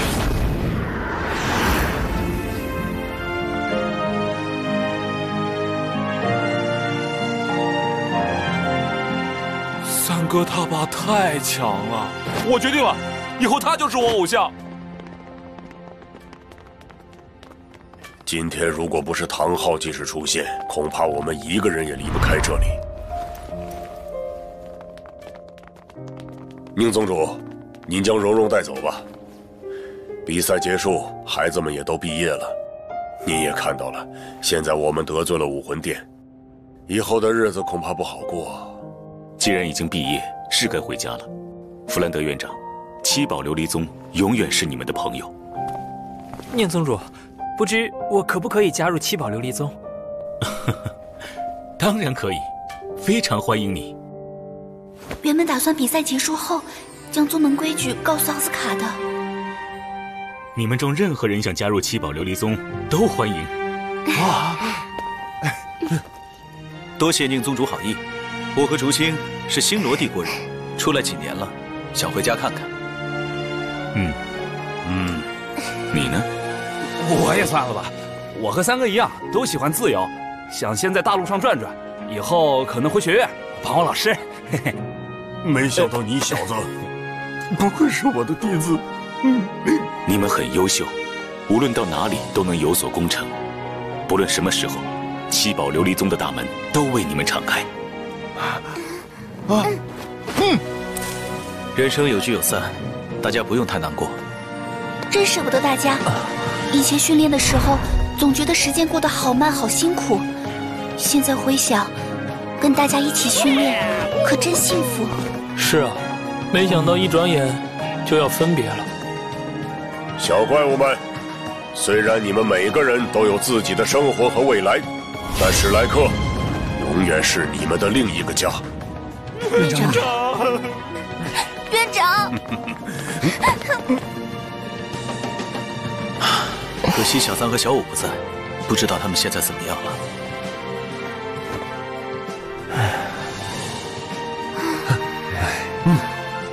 他们待在昊天斗罗身边，比和我们一起安全。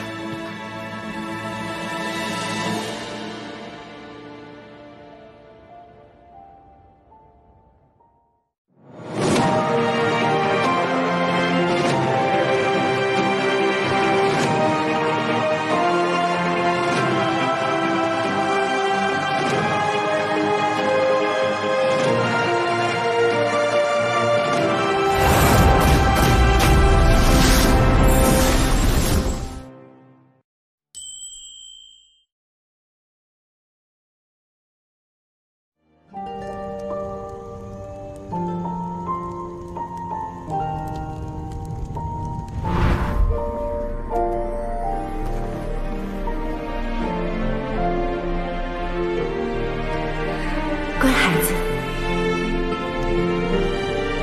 妈妈，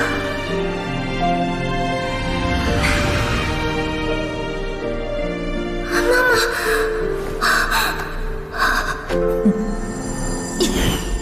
哥。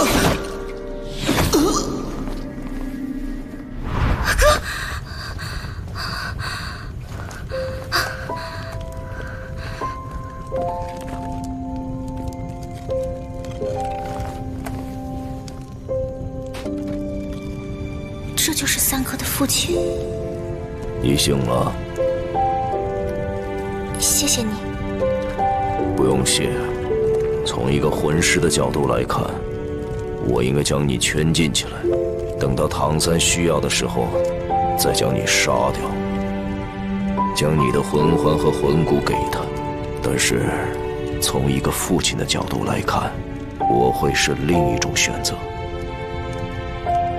是因为我和小三之间的关系吗？丫头，你知道吗？唐三的母亲和你一样，也是一只10万年魂兽。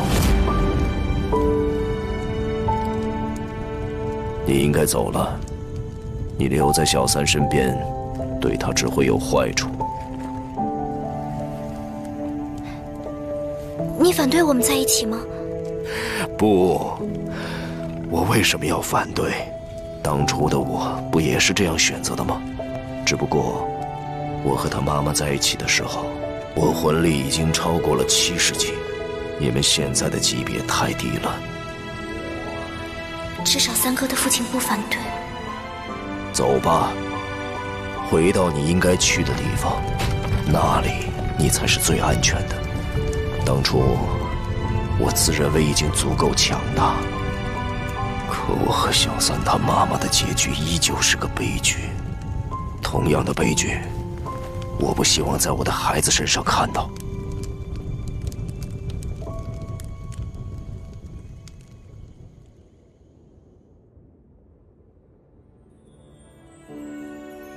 这一别，不知道什么时候能再见到他们。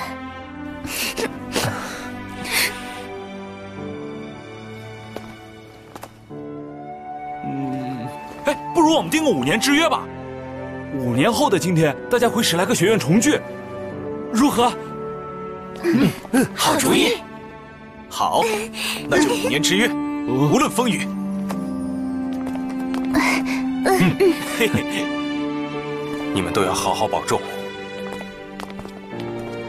就算一毕业，也不能荒废修炼。好了，大家好聚好散，赶紧离开武魂城。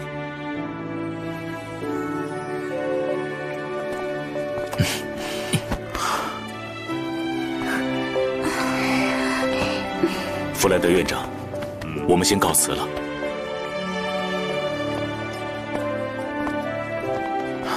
保重，胖子。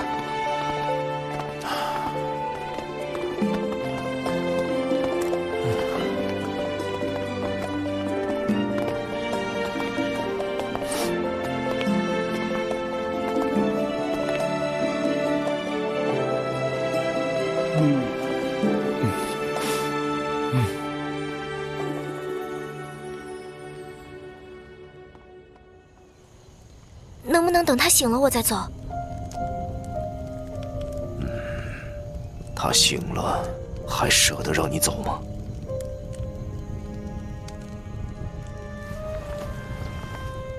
走吧，这里距离星斗大森林很近。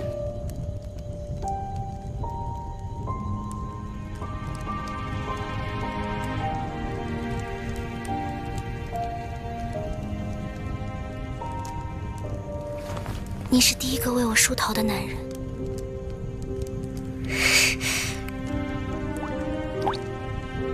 也是唯一一个，永远永远。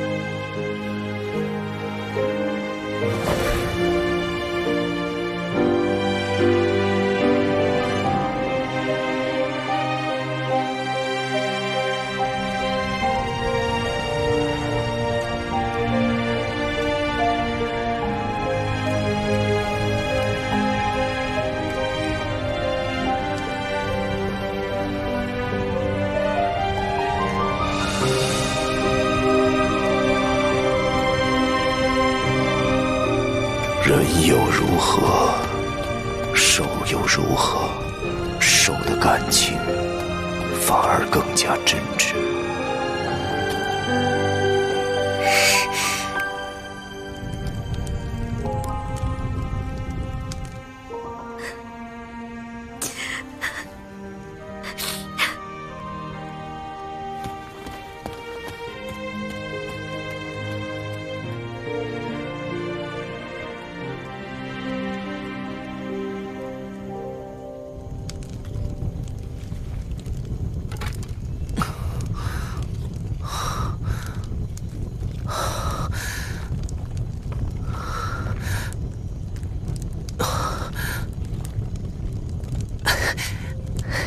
爸爸，终于见到爸爸了。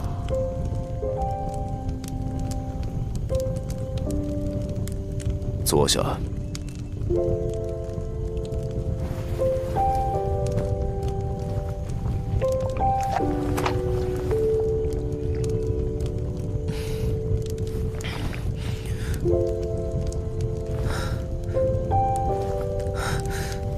不用找了，他已经走了。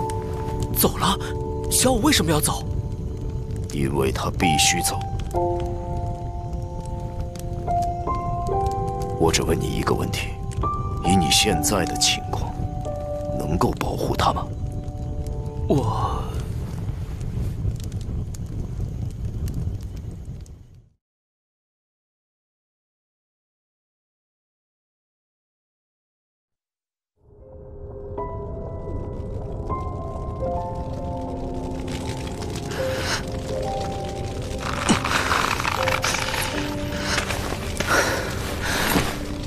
男子汉，大丈夫，要拿得起放得下。等有一天你拥有了保护他的力量时，再去找他。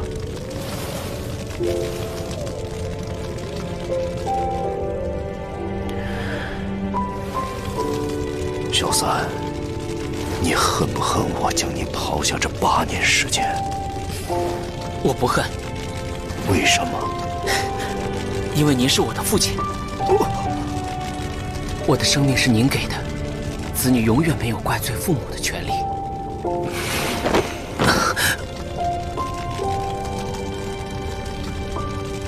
亲情，这就是亲情的感觉吗？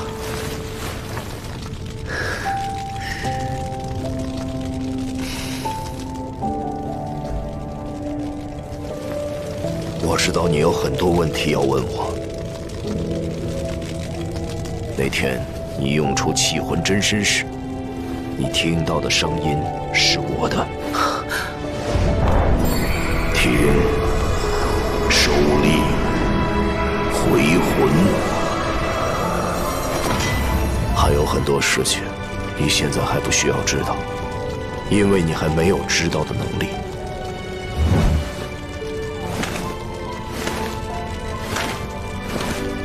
从现在开始，我会安排你进行修炼。等到有一天，你达到了我的要求后，我会将一切都告诉你。我不能再跟着老师学习了吗？大师无疑是一位非常出色的老师，但有些东西他没法教你。爸爸，你受伤了？没什么，今天动手引动了一点旧伤而已。除此之外，关于小舞，你是不是很奇怪？小舞身为10万年魂兽，为什么实力并不强大？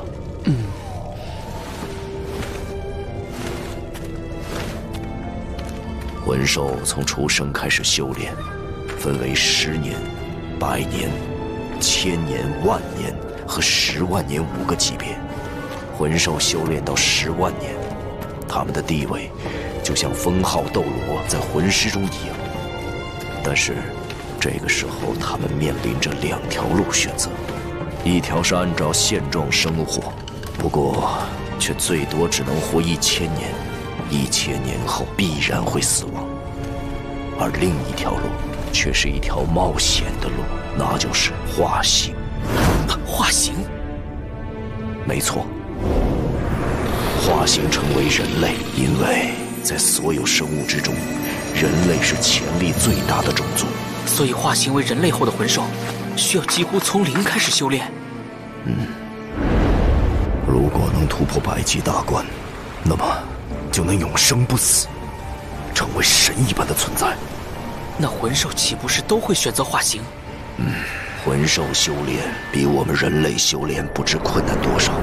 化形之后不可逆转，而且修炼过程中必须与人类接触，否则就无法进步。尽管和普通人类相比，他们修炼的速度要快得多，并且不需要去猎杀魂兽就能获得魂环，但只有等修炼超过60级以后，进入成熟期，才能真正成为人类。当时和我一起被泰坦巨猿震晕的，还有几只1000年魂兽，刚好有一只适合我的，我就把它给猎杀了。难怪小舞现在就是处于幼生期的化形10万年魂兽。你希望知道的我已经告诉你了。你爸爸，我妈妈是不是被武魂殿害死的？想知道这一切，先变强，达到我的要求再说。面对武魂殿，你已经没有退路，只有让自己变得更强，否则你只能永远活在阴影里。休息吧，明天我带你去个地方，正式开始对你特训。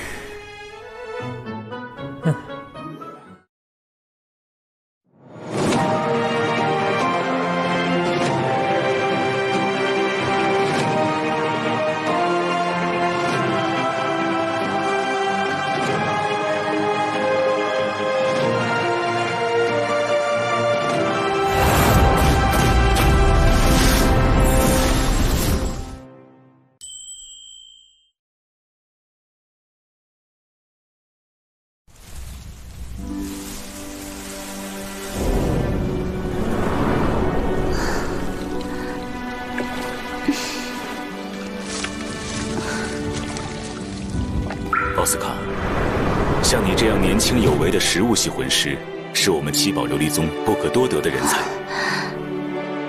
有什么需要，尽管提出，我们将全力培养你。我应该跟小奥说清楚宗门的规矩，可是他每天都努力修炼，谁？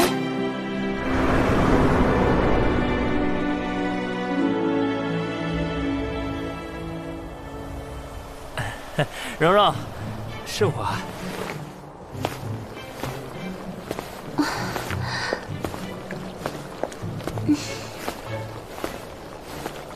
蓉蓉，这么晚了还没休息啊？我马上就要睡了。你刚结束修炼吗？是啊，难得宁叔叔看得起我，直接让我进了内门。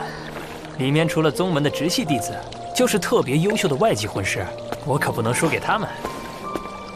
是啊，你一直很努力。蓉蓉啊，你怎么了？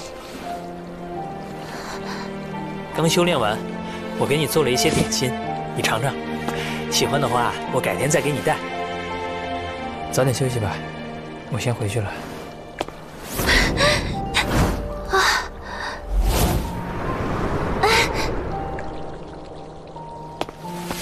小奥，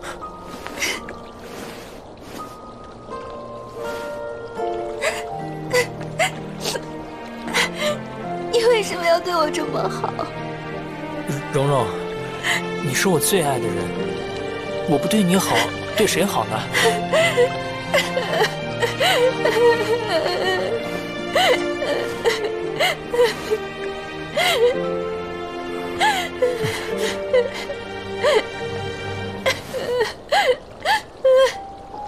蓉蓉，你别哭啊！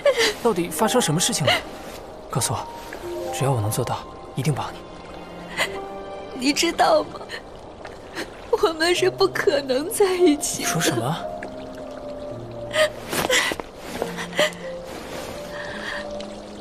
小奥，我们到此为止吧。为什么？蓉蓉，你知道吗？以前我从来没在乎过什么，只想平安快乐地度过一生。直到我遇见了你，我第一次见到你，就不可遏制地喜欢上了你。只是你的骄横跋扈，不断地提醒我，你是一个堂堂的大小姐，而我只是一个普通的魂师。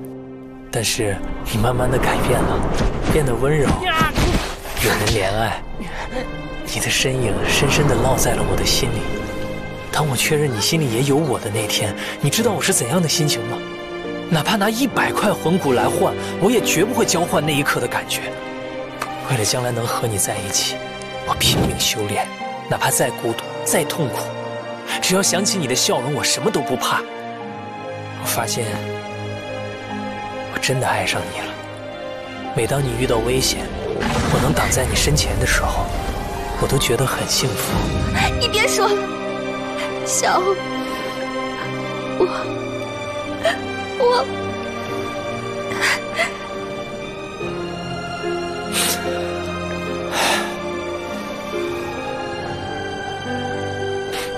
其实你不说，我也知道，我们是不可能的。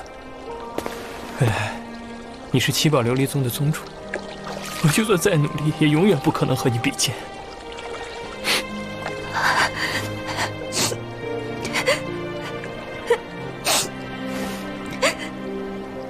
我真是太傻了。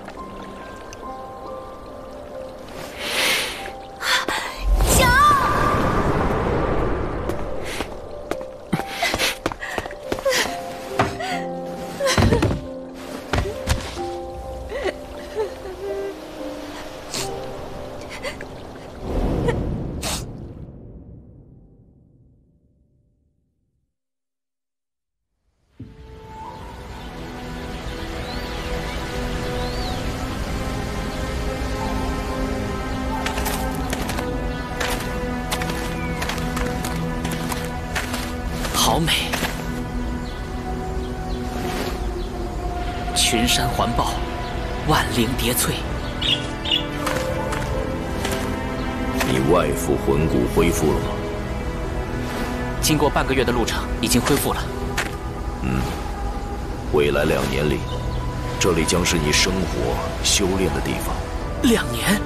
你知道你现在最大的问题是什么吗？是在战斗中的爆发力。我的武魂以控制为主，但爆发不足。遇到像邪月那样的对手，应付起来就比较困难。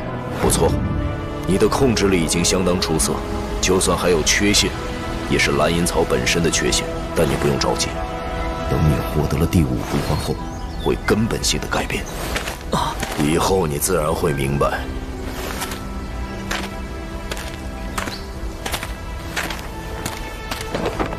我对你的特训，从现在开始，你先将从武魂殿得到的那块魂骨吸收。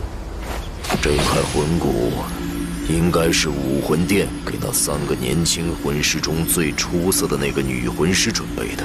您说的是胡列娜，黄金一代的领袖，不是邪月吗？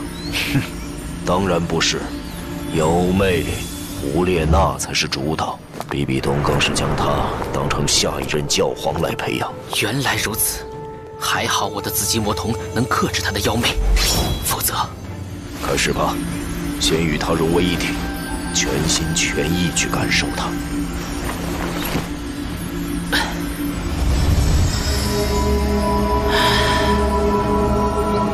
有一种奇妙的通透感，不愧是精神凝聚之智慧头骨，精神力前所未有的凝聚，闭着眼睛也能够清晰地感知外界一切。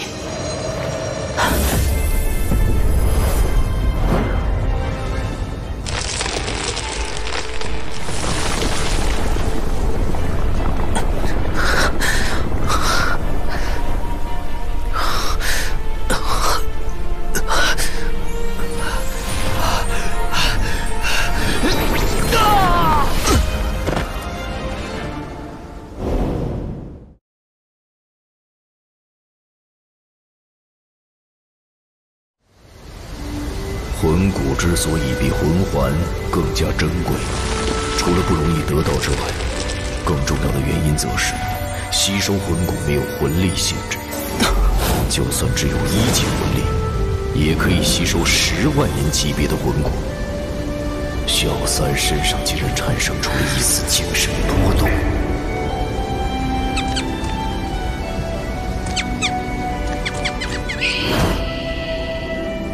精神力所过之处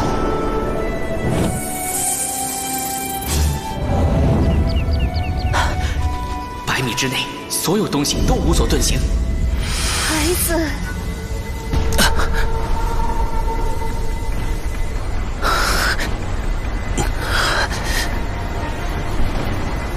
精神凝聚，不得外放，以防失控。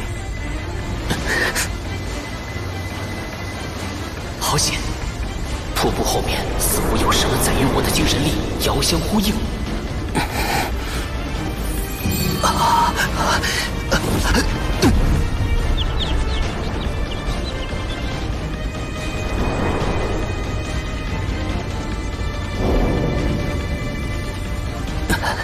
眼睛好痛！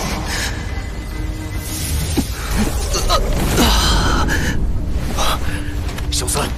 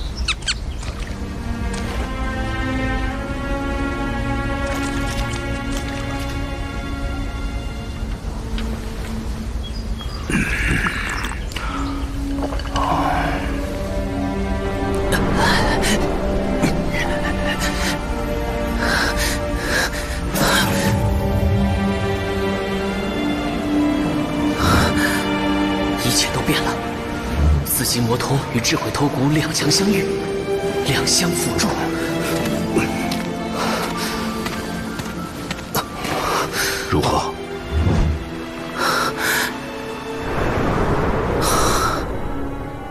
巅积雪，好美。紫极魔瞳距最后一重境界浩瀚，只剩一步之遥。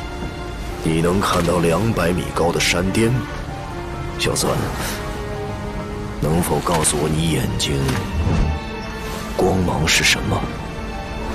透视世间万物，抹灭一切不平，紫极神光。现在可以开始训练了。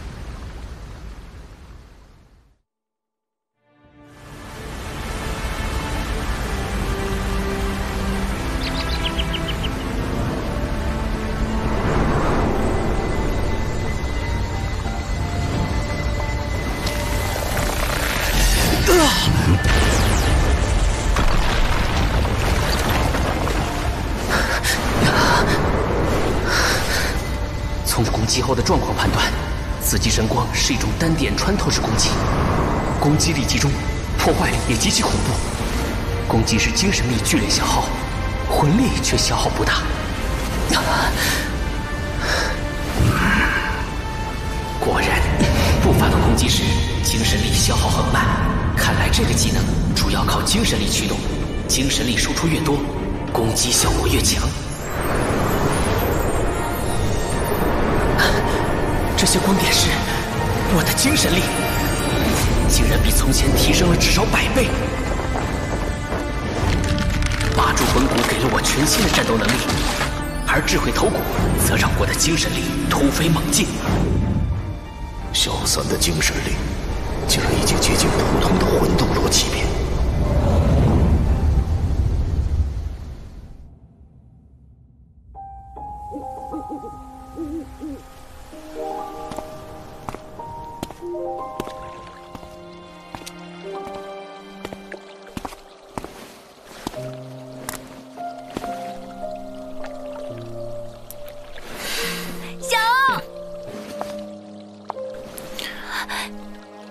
走。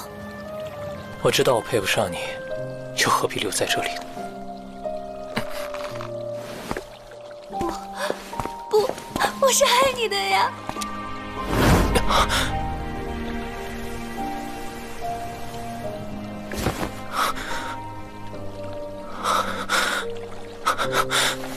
你说什么？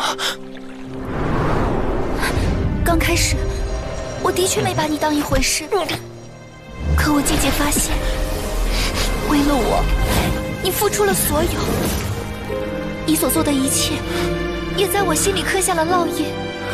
我早该告诉你真相，可是我真的说不出口。我不想伤害你，更不想离开你。这种感觉，应该就是爱吧。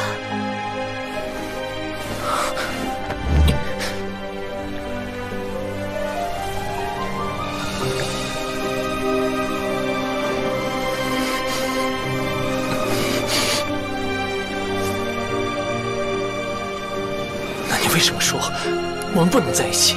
因为宗门的规矩，我们宗门的直系弟子都是辅助系魂师，我们永远无法摆脱没有攻击力的缺陷。因此，宗门规定，所有直系弟子的配偶都必须是战斗魂师。我是爸爸唯一的女儿，也是未来的门主。这条规矩，我没有改变的权利。我们不能在一起，就因为我不是战斗魂师。对不起，小奥，真的对不起。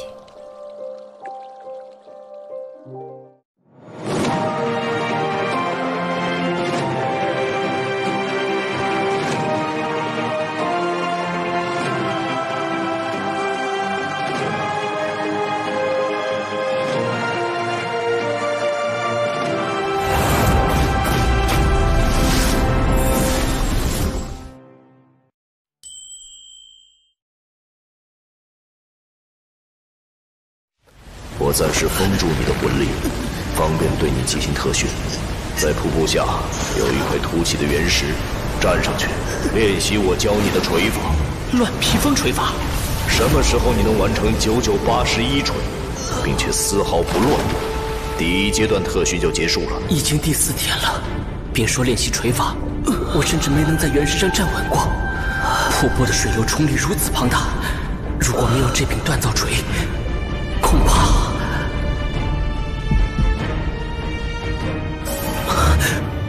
这块原石常年受瀑布冲击，越光滑的部分遭受的冲击肯定越剧烈。避开这些部分，就能在原石上站稳。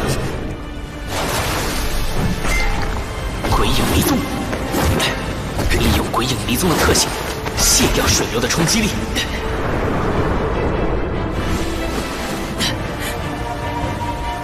既然你已能在原石上站稳，就开始修炼魂力吧。可您封住了我的魂力，要怎么修炼？你试试就知道了。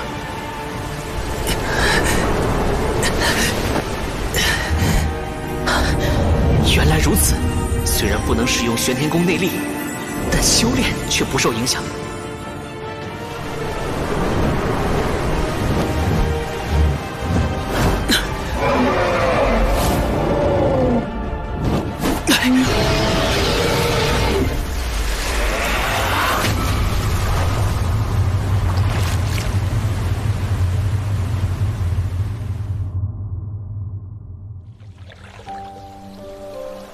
从总决赛分别的那天开始，我就在想，我的同伴被武魂殿逼得毫无退路的时候，难道我只能眼睁睁地看着，等人保护吗？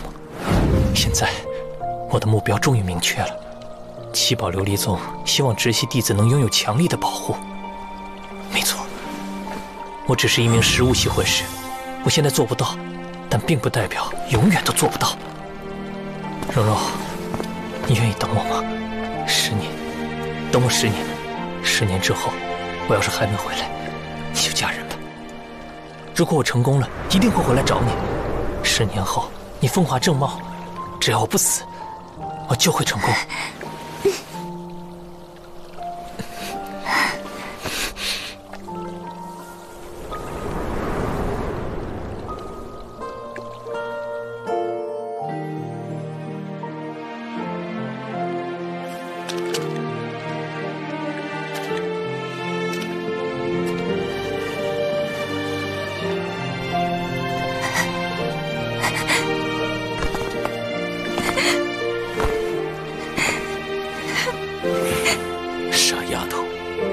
回来了，你们就能在一起了。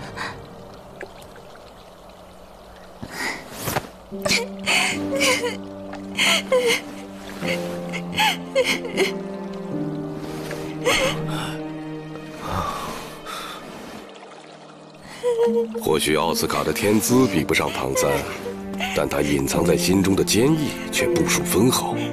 假以时日，他必定会给我们一个惊讶，给魂师界一个惊讶。现在，让他去闯吧。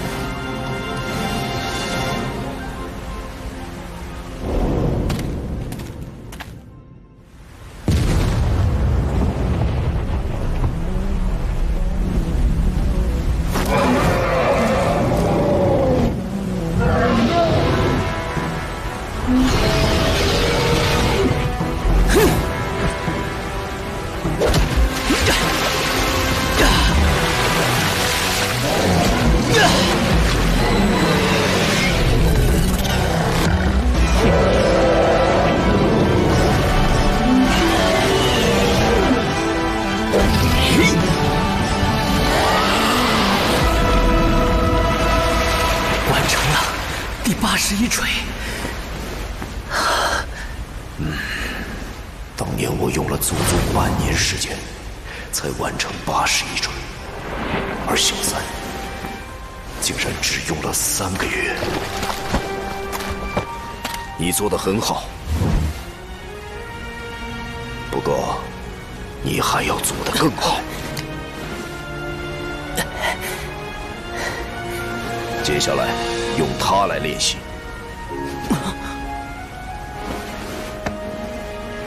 锤柄断掉的话，你自己做。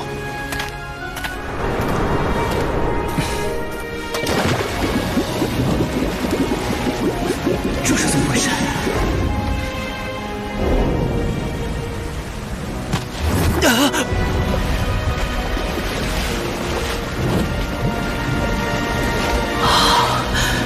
木质虽轻，在水中的阻力却比铸造锤大。我必须改变我的重心。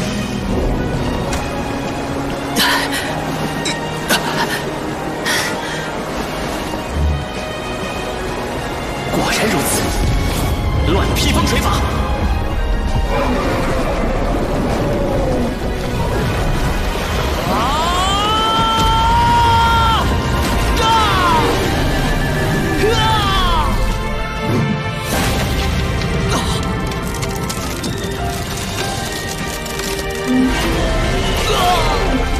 相比铸造锤，木锤会受到浮力和冲力的双重影响，在力度的运用上要比铸造锤更加精确。